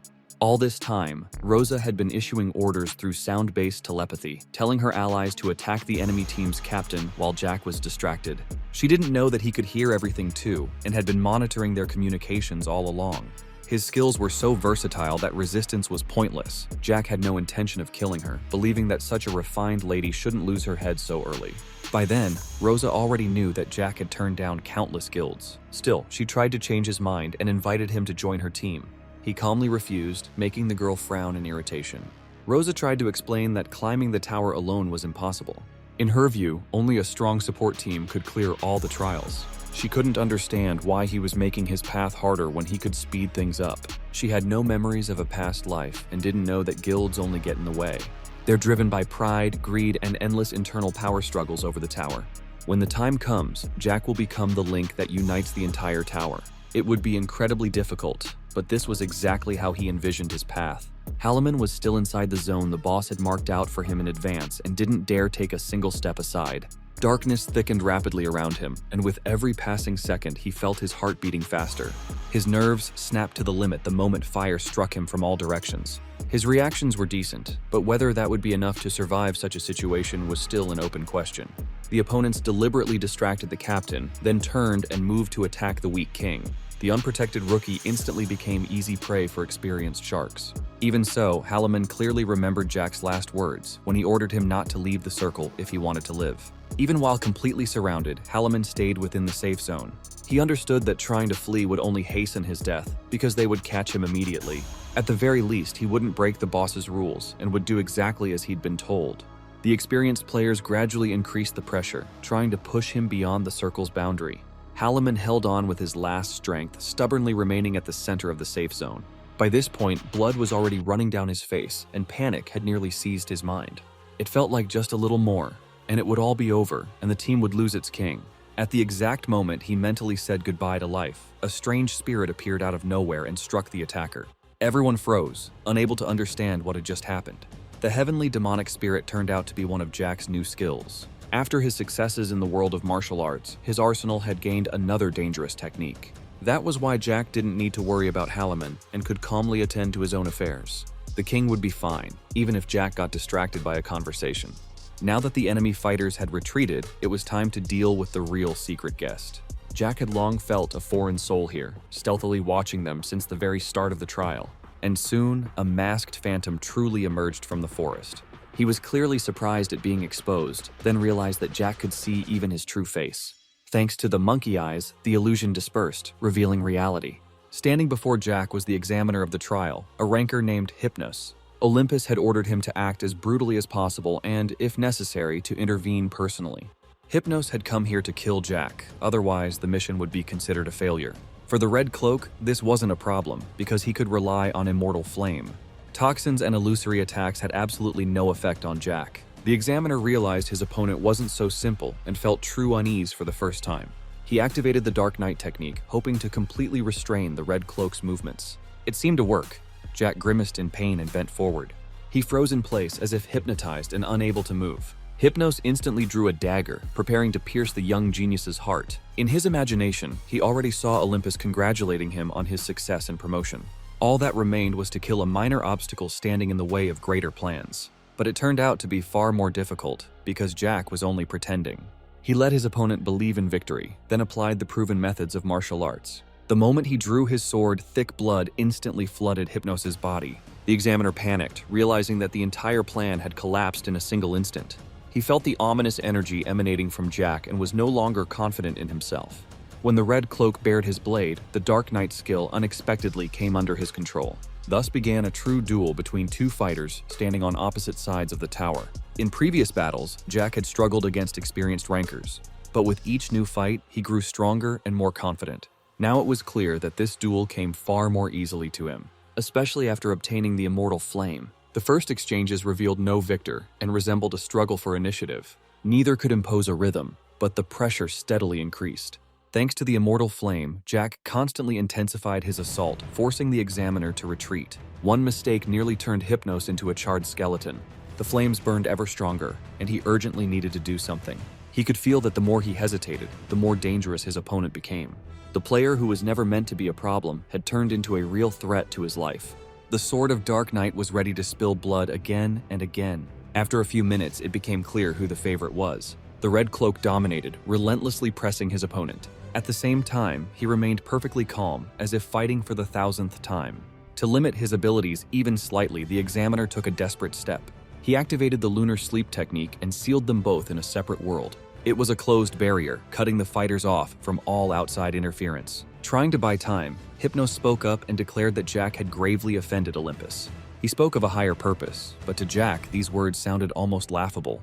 They reminded him of everything from the past and the path he had already walked once before. Friends and allies had given him a chance to return through time and begin again. Even Kronos had sacrificed his mechanism to make this second chance real. Jack was driven by a higher goal. He wanted to save humanity, and that was what gave him the strength to keep moving forward. So when some pathetic slugs called themselves too important, it earned only a cold smirk from him. He didn't care what hardships lay ahead because he was ready to walk through hell for the result. The awareness of this harsh path even brought a calm smile to his face. It was a challenge to all problems at once, those he did not fear and openly despised. At that moment, the examiner delivered a crushing blow, and for several seconds, everything around them fell into silence. He was certain he had caught his opponent off guard and allowed himself a sigh of relief. But an instant later, a horrifying pain pierced his back. The enemy's sword went straight through him, slicing into his liver and part of his stomach. This was what Jack was willing to do to achieve his goal. This man fed on his enemy's fear and grew stronger even within illusions. The Red Cloak was already about to finish off the wounded beast, but a third force intervened. A portal opened once again, preventing him from completing what he had started. The dreadful and severe administrator appeared once again, intent on restoring balance within the tower. Joshua had always despised Olympus for its constant interference, and now the situation had become even worse. He immediately realized that the faction had intervened once again for its own selfish goals. Moreover, they had bribed the examiner, who was supposed to personally eliminate players. Hypnos desperately tried to justify himself and shield Olympus, claiming that he had acted of his own free will. Joshua understood perfectly well that this was a lie and knew exactly who was behind everything. From that moment on, Hypnos was stripped of his status as an instructor, and Olympus lost all authority on the 11th floor. When the examiner attempted to continue making excuses, the administrator shouted as if a demon had possessed him. Interfering in trials and attacking a player was considered an unforgivable crime. As punishment, the ranker was sentenced to a tormenting existence between life and death for 1,000 years. No matter how Hypnos begged, no one listened to him anymore. All he felt was emptiness and a maddening anxiety that could no longer be undone. Jack watched this with a faint smile, as if calmly bidding farewell to a failure. When the examiner disappeared, it was time for a conversation between truly serious figures. Through his actions, the Red Cloak once again managed to surprise Joshua. He was so bold that he directly accused the administrator of everything that had happened, reminding him who was responsible for maintaining order. To everyone's surprise, Joshua laughed because there was a grain of truth in Jack's words. He promised to personally deal with the situation and to pay Jack substantial compensation. Then the administrator felt a chojoy vizgliad, promised to return later, and grew wary.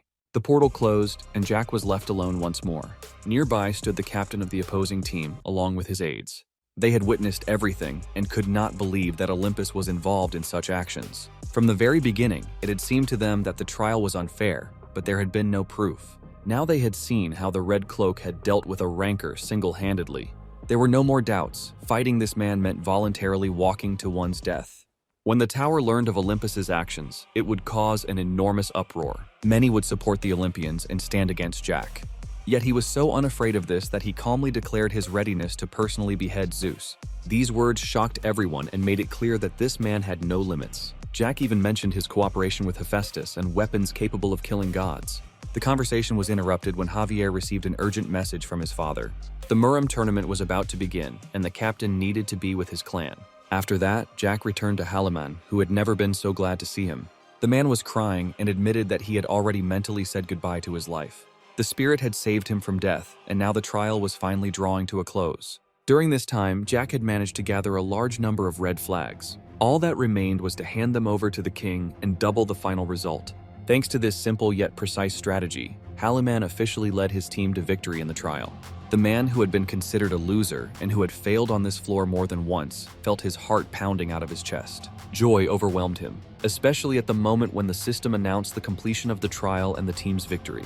It felt like a light at the end of a long, dark tunnel, a real miracle for an ordinary guy. As for Jack, he had accomplished everything he came to this floor for and was fully ready to move on. After the final ranking was calculated, he took first place, managing to surpass even Zeus. As a reward, Joshua granted him an additional 20,000 points. It was satisfying to see that Halaman had also significantly improved his position, earned points, and would be able to upgrade his equipment. Christopher ended up in 11th place in the rankings, most likely because, as always, he had refused to work in a team. Jack also noticed Hargan, who continued to evolve at a rapid pace and had already broken into the top 10. From the very beginning, he had proven that he lacked neither talent nor ambition. Constant growth and progress, earned through relentless effort, had long since become his way of life. Jack would genuinely be interested in meeting that player again. Now it was time to shift focus and talk about the legendary Namgung clan, one of the largest forces after the cult of the Heavenly Demon. They were rightfully considered the face of the Muram Guild, as this family had produced many top-tier rankers. The man who led Namgung to such greatness was the clan head named James. When Javier returned to his father, he honestly admitted that he had not expected the 11th floor to be such a brutal trial. Even the examiner had been directly involved in the affairs of the Olympus faction. Javier wanted to discuss what had happened in detail with his father and warn him about the problems on the horizon. Everyone knew that Olympus was once again preparing for a gigantomachy, but without Hephaestus, such a plan was impossible. It seemed likely that Jack had caused them serious trouble if they were so desperately trying to get rid of him. Rumors were spreading rapidly throughout the tower, and soon even Asgard would hear of them. Jack already resembled a bright star, one that the higher powers would sooner or later try to extinguish. Perhaps the Murim tournament would be the most convenient moment to do so. Yet the main hero of this story was not even thinking about rest. Jack swept through the 12th floor like a hurricane, then repeated the same feat on even higher levels. He amazed everyone with his speed and agility, shattered records, and amassed an enormous number of points in a short time. Today, local players once again froze in awe as they watched his technique. In trials that demanded precision, he displayed a truly overwhelming level of mastery. The 19th floor was completely cleared, which meant the path upward remained open. After a brief moment of consideration, Jack decided not to rush ahead and instead focus on other important matters. To claim a worthy reward on the 20th floor, he needed to raise his level. For that, he would have to concentrate on developing his magical power, and a rare pill of complete recovery could help. The chance to obtain such a pill appears only once every 3 years, and the Great Murim Tournament was the only place to get it. Only a few days remained before the tournament began. Jack needed to return to the 10th floor and submit his application as soon as possible. This year, an enormous number of participants had gathered, and the excitement had reached its usual peak. Even now, tower residents were arguing over who would take first place. The situation exploded when news broke that the Red Cloak would be taking part in the tournament. The odds shifted before everyone's eyes, and Jack instantly became one of the main favorites. Representatives of countless guilds rushed to offer him cooperation. In response, they invariably heard the same phrase: not interested. Confusion, irritation, and open anger were written all over their faces. Jack did not hesitate for a second, rejecting lucrative offers and enormous sums of money. Without a moment's doubt, he even turned down the Dragon Race, considered one of the strongest factions. Then Suriel appeared on the scene, a handsome blonde and a devoted supporter of Xeon.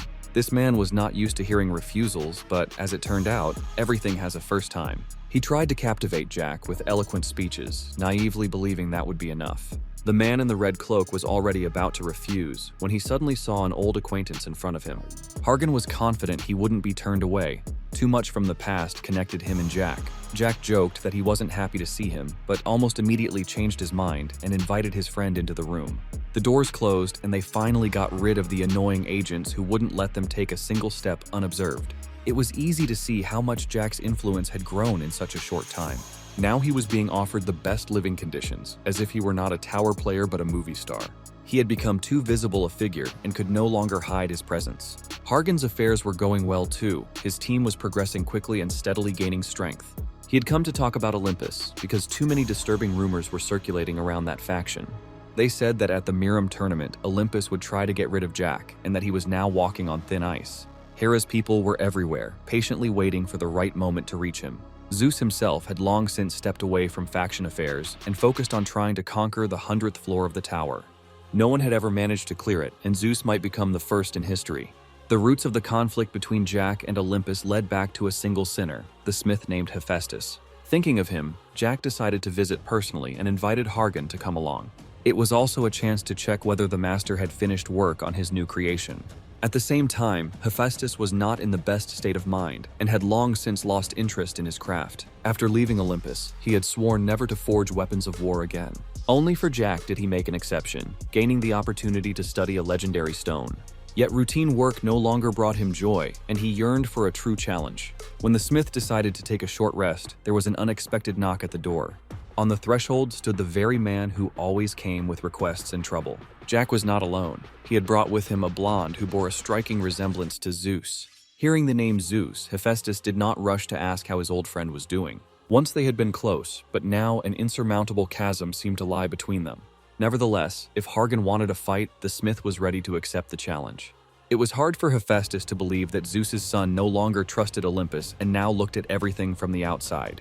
Hargan was searching for the truth and did not want to get dragged into meaningless conflicts, even if that meant going against his family. In that, he was nothing like his legendary father. Once, Hephaestus forged thousands of swords, sincerely serving Olympus and believing in its ideals. Everything ended after the Gigantomachy. the war that changed the fate of the tower.